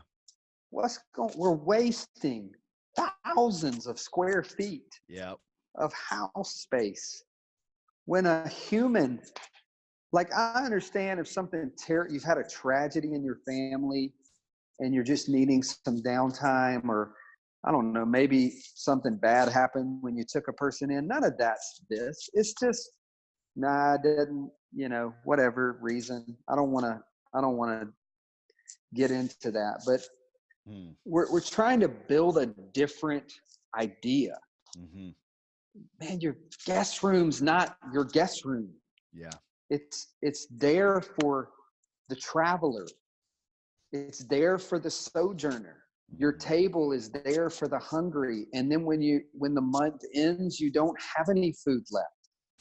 And when you really feel like you'd love a new bedside table, you look at your current bedside table, because I think that's fine, whatever. I'm not trying to teach people don't ever get new shoes or don't have 2 coats, but if you have 2 coats, the reason you have 2 coats, to me, this is a far more sustainable model than saying only have 1 coat. Is the reason you have 2 coats is when the dude needs a coat. That you're like, "Oh, I got 2. You can have 5. 5 is probably a little excessive. But if you have 5, if you're the guy I'm talking to or the lady I'm talking to, then you have them for when the guy on the road doesn't have a coat. So you offer him your coat and your tunic. You offer him your shoes and like your nicer pair, whatever. Maybe not. Offer him your second favorite pair. Sure. I'm coming at it from what is a sustainable concept and lifestyle for communities of faith, communities of hope, cities of well-built cities. That if we share our resources, we absolutely have less waste. And shared resources is a pass-onable lifestyle. Yeah. So I will say this as a testimony. 7, 8 years ago, my wife and I were primarily the only family that we were really in life or knew of in life rhythms that had people regularly living with us. And we've been married for a while now. almost 12 years, and probably less than a year of those 12 have we not had someone living with us who was in need, or we were mentoring, whatever, run the gamut of reasons. 7 or 8 years ago, we actually didn't know really anybody else personally that was doing that. 8 or 9 years ago, however long. Yep. Now, in our community in Birmingham, I don't know that I know anyone who doesn't have someone living in their home that's not their family. And this is not like a boast thing. It's just I'm saying it's pass onable. That's what I'm trying to prove. Yep. Is what is pass onable to the people that you're doing life with. If my friend was coming through our city, it wouldn't even be a consideration that no one would allow him to stay in their home. It would just be like, yes, my answer would be yes, you're good. I'll let you know the address when I find out the best and most convenient place for you. So that's the question I'm asking. And that whole spill just then had nothing to do with, look at what we've done, or this is an amazing feat. The whole spill was, there's a lot of things that I do in my life personally, like kind of heroic efforts, if you will, that I don't know are fully pass onable to people. Like, this is something I can do and I'm trying to do and wrap my own mind around. But the majority of my time is given to what can move throughout a people and create a snowball effect, a wildfire, a movement. Not just like, that dude is amazing, or that family is amazing.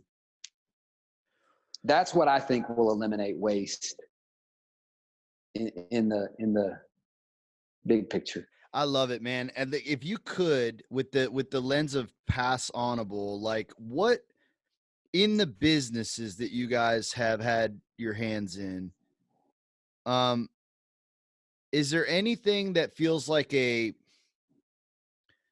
transcend, like, I get this, like, there's different iterations on an ethos, right? And that takes place in a gym or in a coffee shop or in this IT company, that we're trying to flesh out this value set in these different arenas.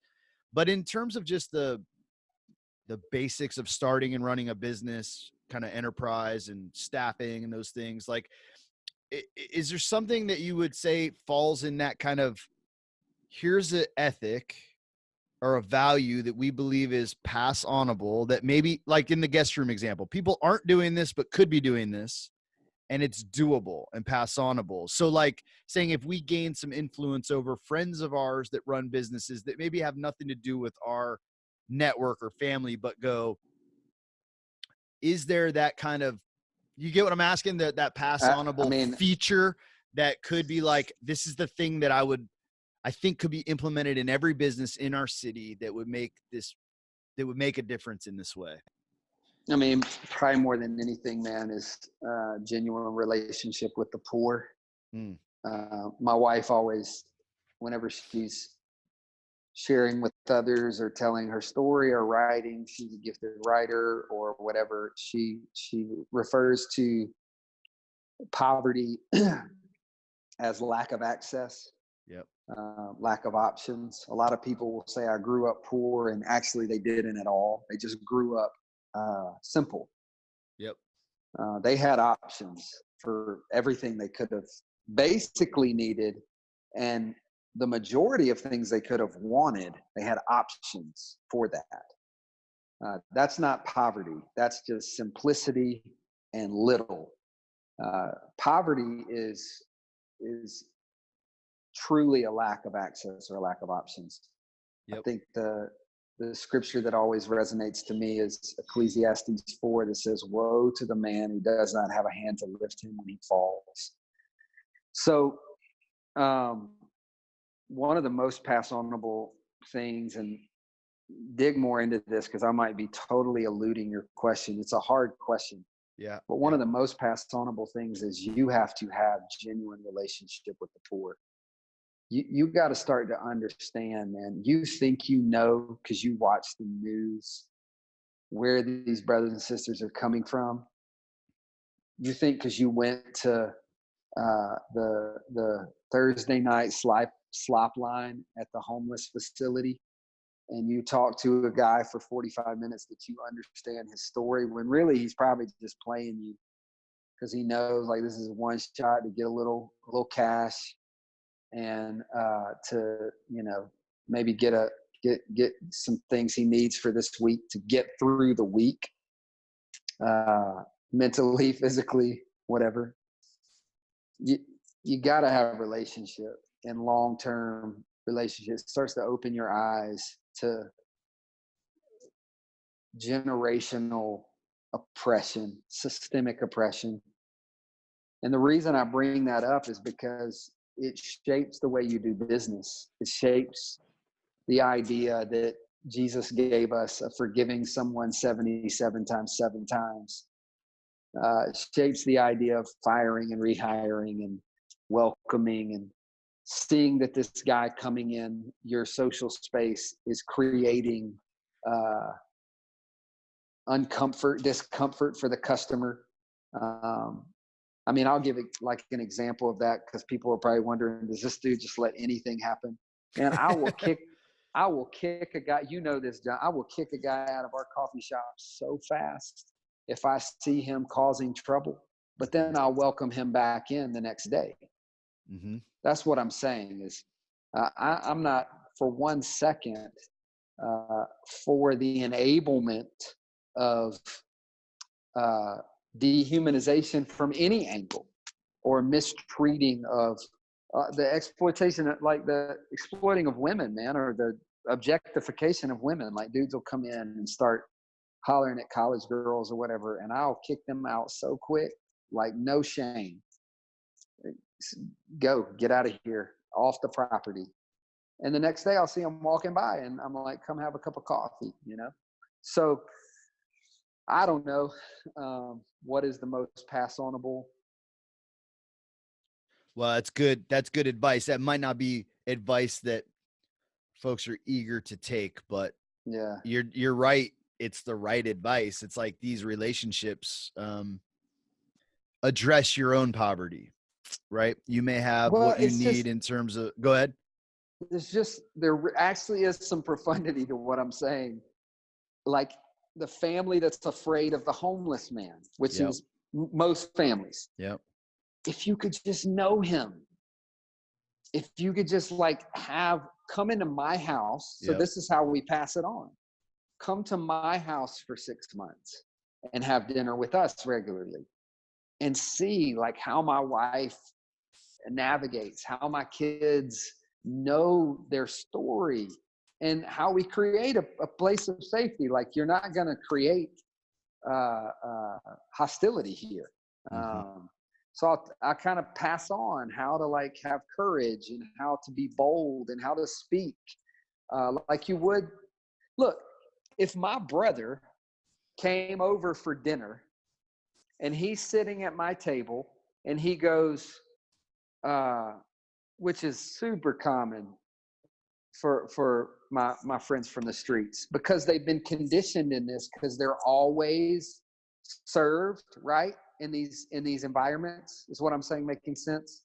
Mm-hmm. Like when they're in environments of like homeless ministry in Birmingham, they're always served. So they've just been conditioned to do this. They'll be sitting at my table and they'll go, go get me some more orange juice.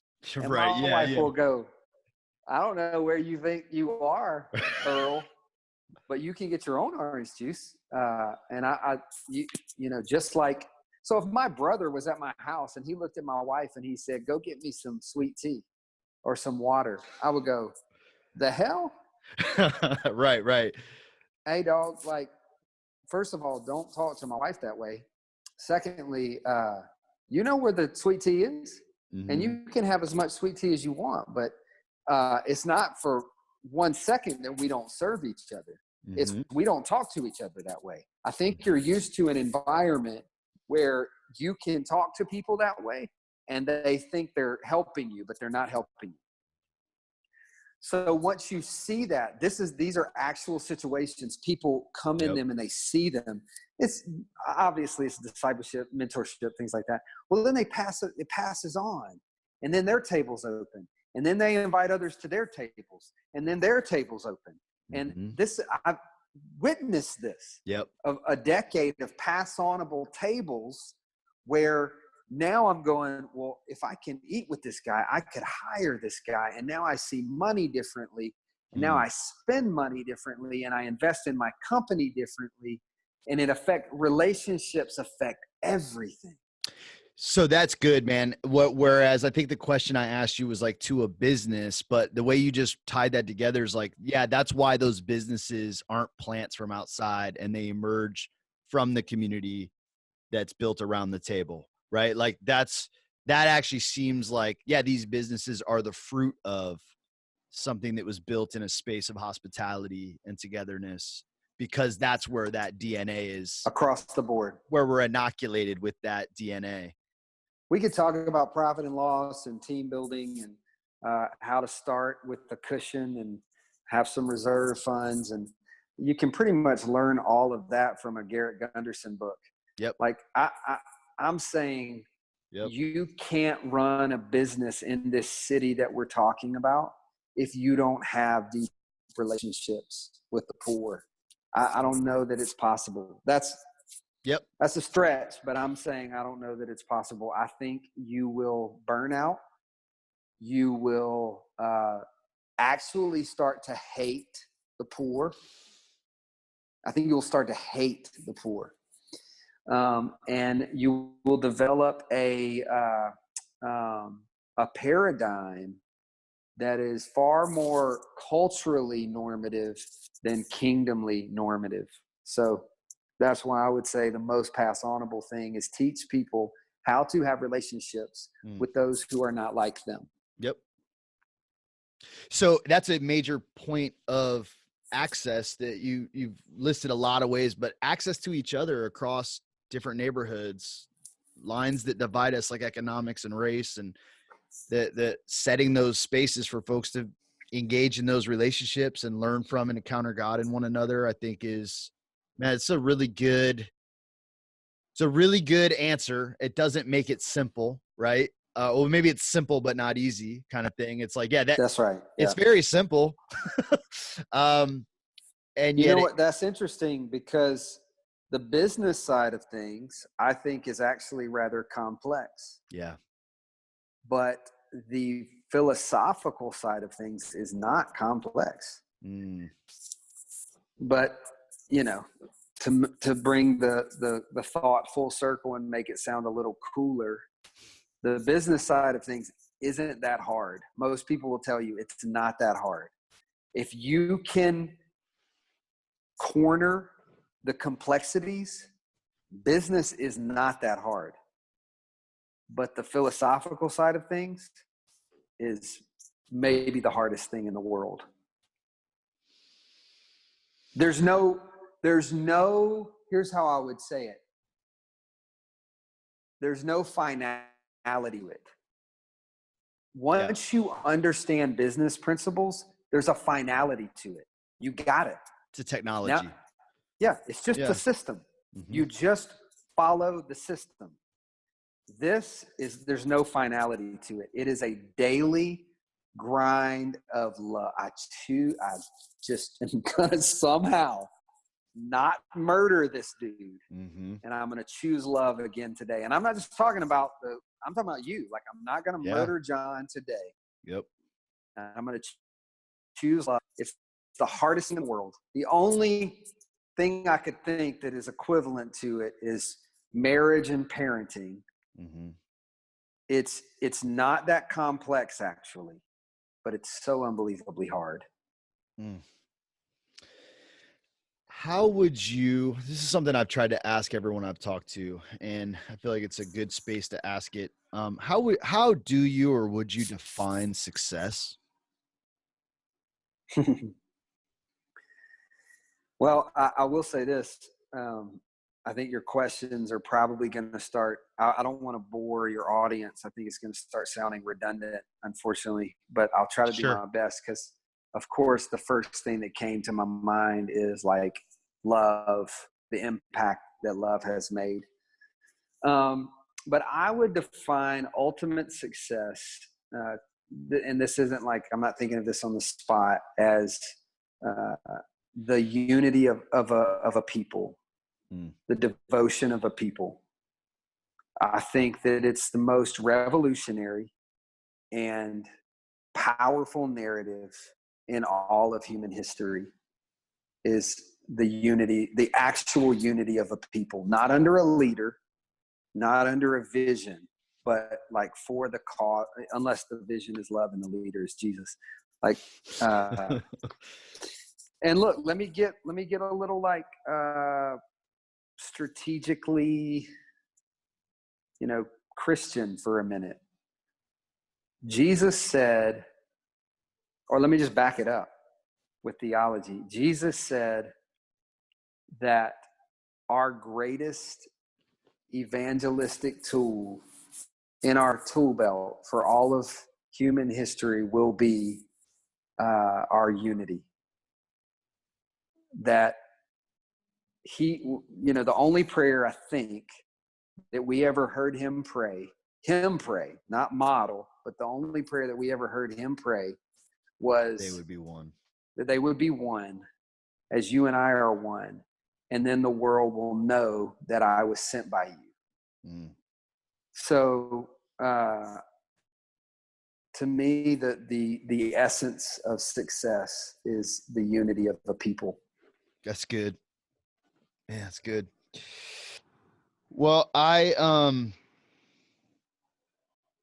man, I am so appreciative of you, the work you've been doing, the time that the time today you spent with me, but the time you spent all the time, like just catching up and kind of guiding us through our own journey, and the model that kind of common thread has been to us. And I'm excited about this new season of your life and kind of watching as things play out. I am trying to maybe bring us to a close, because I think you're right that we've kind of like hit the chord of like the theme that is your work, which I'm actually really grateful for, because it's the thing that I was hoping to really tease out of you. And the fact that it maybe sounds redundant is not, it's actually is deeply consistent. And that's, it's like, yeah, you can ask me 100 questions, but I really have kind of one answer or whatever. Yeah. And I'm trying to think here by way of close. You mentioned before that your earliest, you kind of just, I usually ask someone like their earliest memory of work, but you had talked about kind of growing up in the restaurant. So rather than doing that, I guess what I want to ask you is, I'll just ask you like a pointed question about work, and then I'm curious how it relates with your family. So you, throughout this, you have been like, there, people need access to work. Then there's a, theologically, maybe the role of work in our lives, like what work is and what we're called to do. Sometimes that's economic, but like everything you've talked about, relationships take hard work, move toward unity. All of these things are demanding of sacrifice and work. And I guess I'm curious, you have 5 kids. And as you develop those young human beings, what is the place of, what's the place of work for them? So like in the idea, I guess I don't know how to ask that in a clear way. Take your time. Because I guess what I'm interested in when I ask people their earliest memory of work is what work meant when it took on meaning as a word to them. And I guess what I'm asking you then is like, what meaning do you want that word to have for your children, for the place of work in their life?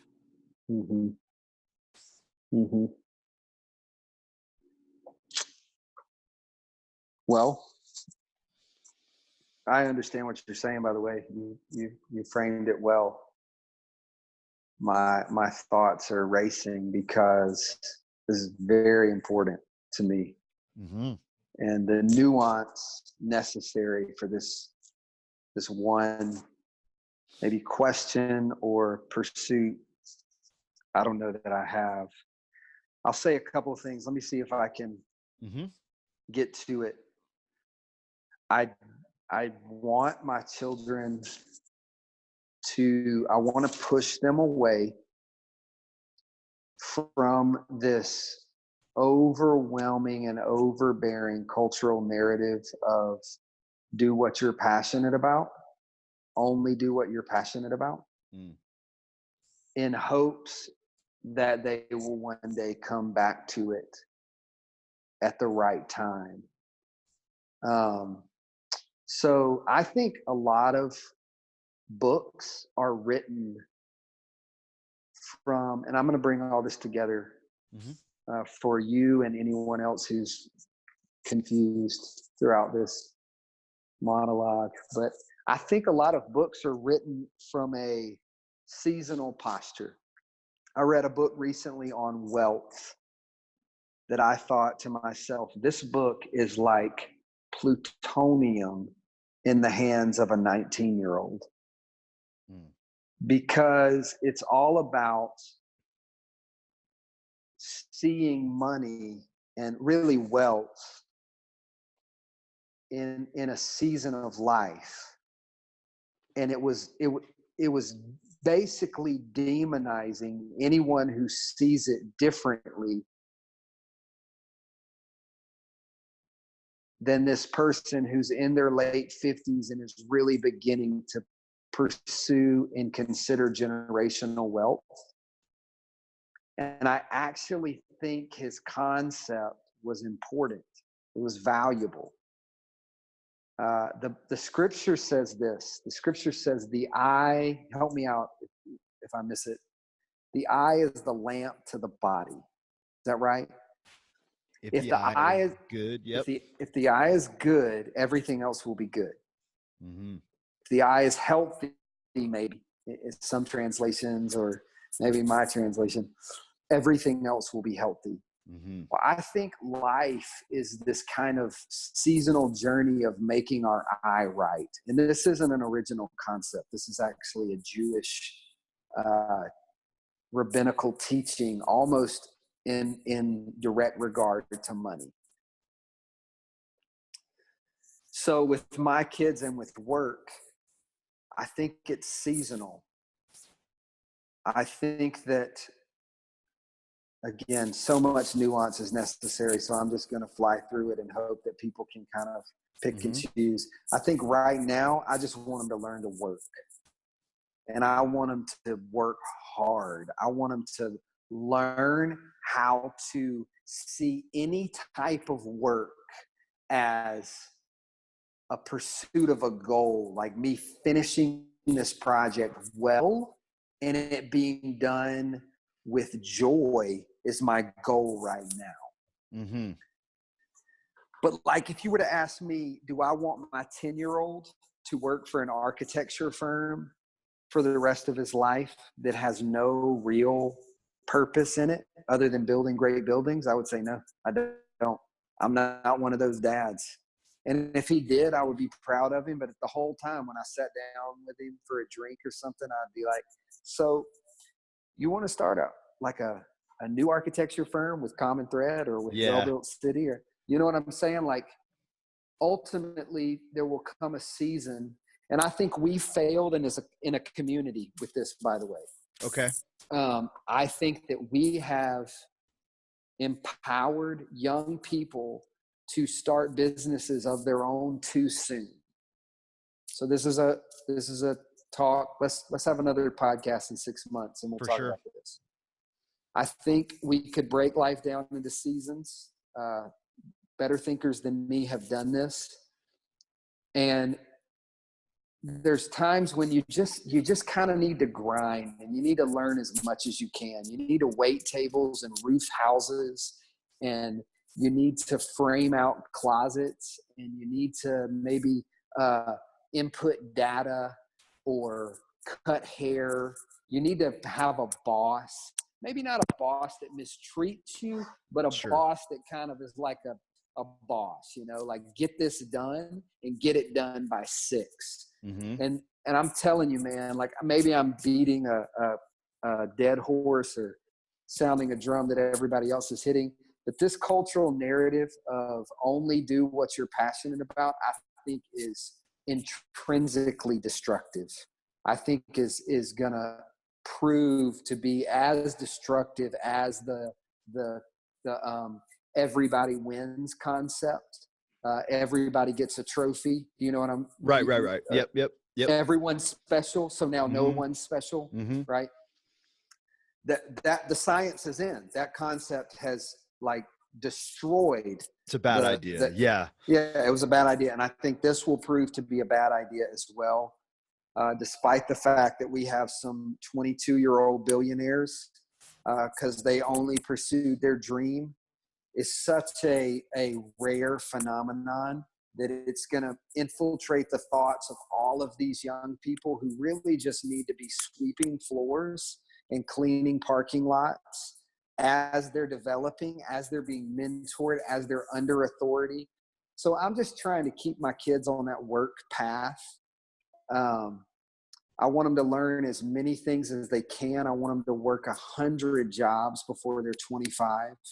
I want them to have trades, but I want them to have a plethora of trades. I want them to be baristas and servers and roofers and runners at law firms and barbers and coaches, whatever else. So that's probably the best. Like really, everything else I would say would be pretty cliche. Like work hard, learn to save your money, whatever.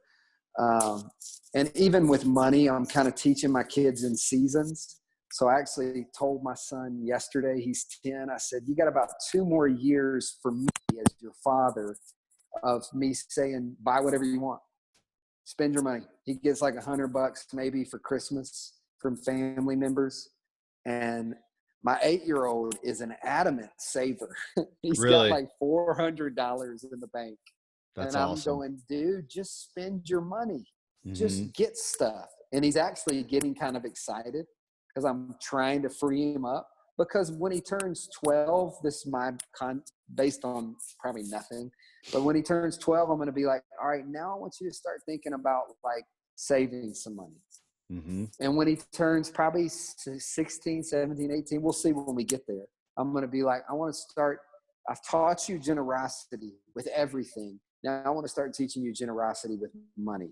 Mm-hmm. What it looks like to actually be generous. But I'm not trying to make my 8-year-old tithe. I'm just not. Most parents probably think you should. I just want him to be a kid, and I think part of being a kid is just buying stuff. But I'm still teaching them stewardship. I'm still teaching them that ain't nothing yours. Mm-hmm. But so if you want to give your money away, of course give it away. Anyway, so all that's, I think, kind of cliche. You probably read better books. But for me, the work ethic is seasonal. Mm-hmm. And there's a time in your life when I think everyone comes to what would be like their life's work. That doesn't necessarily mean, like, John, you could have 7 people working for Well-Built that are doing their life's work. I'm not saying your life's work is you starting your own business. Mm-hmm. We have baristas and roasters for seeds that are far more passionate about coffee than Jeff or I ever have been. Mm-hmm. And they are right smack dab in the middle. They're like mid-30s and they're in their life's work. They love it and they want to just give everything to it. They didn't start seeds. That's not what I mean by that. But I don't know that it's healthy to come to your life's work. And I think time will tell. I don't think you need to come to your life's work at like 22 years old. Maybe you got some protege or some virtuosos out there. Sure. Maybe. Always there are exceptions. But my work ethic paradigm for my children and for far more than my children is seasonal. work your tail off, learn to work hard, to be the first and the last, first one to come, last one to leave. Learn how to not complain. Understand that even if you make a terrible wage doing extremely hard work, that you're still going to be provided for. And then as you develop that work ethic, I'm hoping that you develop vision and dream and creativity, and that will feed whatever your life's work is, which I think should not come to us too soon. Yeah. How could it really, right? Without the ability to taste those things and see the world and kind of learn, get enough perspective to kind of really settle on something. But that's good. Yes. Yeah, man, that's some good advice, some good medicine too. I think you're probably right that there is a strong message to kind of like carve out your own, dig into something you're extremely passionate about and find a way to turn it into an economic tool. And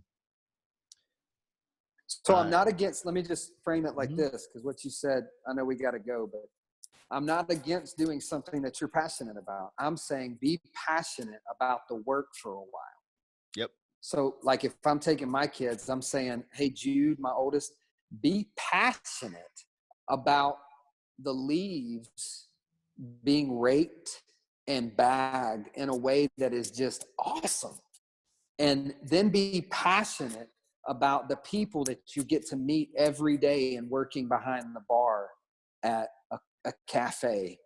And then be passionate about honing your craft, your trade as a plumber or an electrician or a framer or a drywaller, because you're going to use this in so many circumstances throughout the rest of your life to help people. Yep.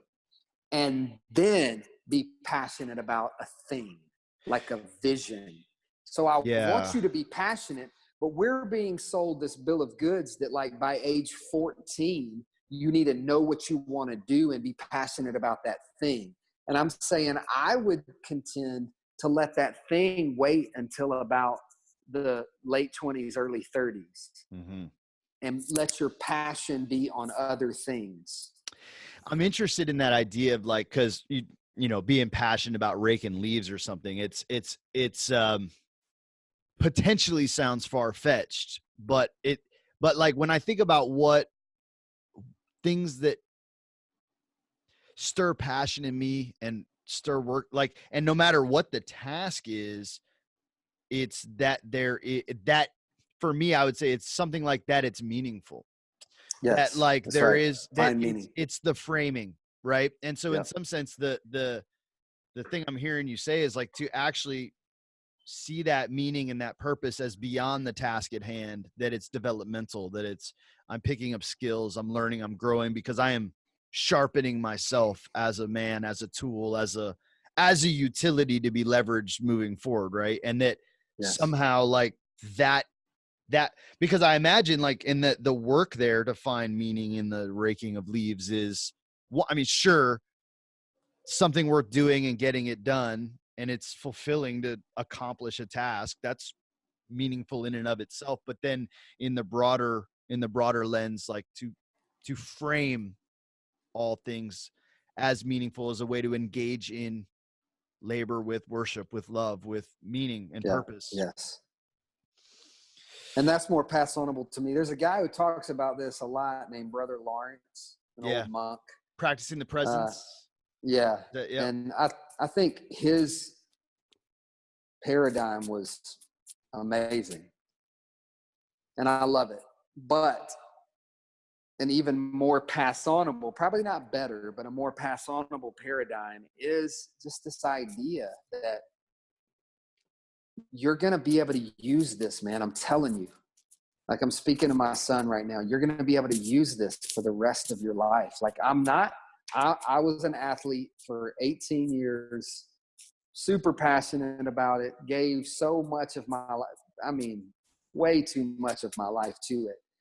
and it shaped me. There were lessons I learned, but the truth is I don't use almost any of my athleticism anymore. And I'm not real big on my kids playing a bunch of sports. I mean, I'm letting them. They want to play, they play. They play flag football right now, and I'm like, yeah, let's do it. Whatever. And I'll play with you, and I'll coach you. I coach them in basketball. But music, bro, you will use music to serve humanity for the rest of your life. Like in the nursing home, you don't even remember your kids, but you're playing music for the people. If you learn to rake leaves and burn them in a pile, do you know how many people don't know how to do a controlled burning? Like just the simplest things. I'm trying to give them, let your passion be the way that you can use this skill to love people. Mm-hmm. Do you know how many people you could serve if you knew how to work on a car engine? Right. Yeah. It's great. Just let those things be what inspire you. The meaning of the work itself, as opposed to the like bigger picture of the work. Let that come. And when that comes, I want it to be the last 30, 40 years of all that you have. But the first 20 or 30, I'm saying, man, learn these skills for how you can serve humanity just with those skills. God, that's so good. That's so good. I actually, let's go ahead and make that a final word, man. I'm appreciative for all your time today, for your work you're doing. And I do think we'll be doing this again, man. I'll have you on again because I know there's a lot more to dig into and a lot more of the story to come. But thank you so much for taking some time today and sharing your story and your life with us here on the podcast. And obviously you and I will be jumping on plenty more, but thank you, man. Yeah. Thank you. Shout out to Well Built.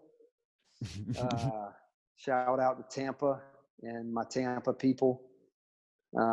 Appreciate what you're doing, bro. You're creating something really, really important. So until next time. Well, thank you, man. We try. Peace. All right. Later.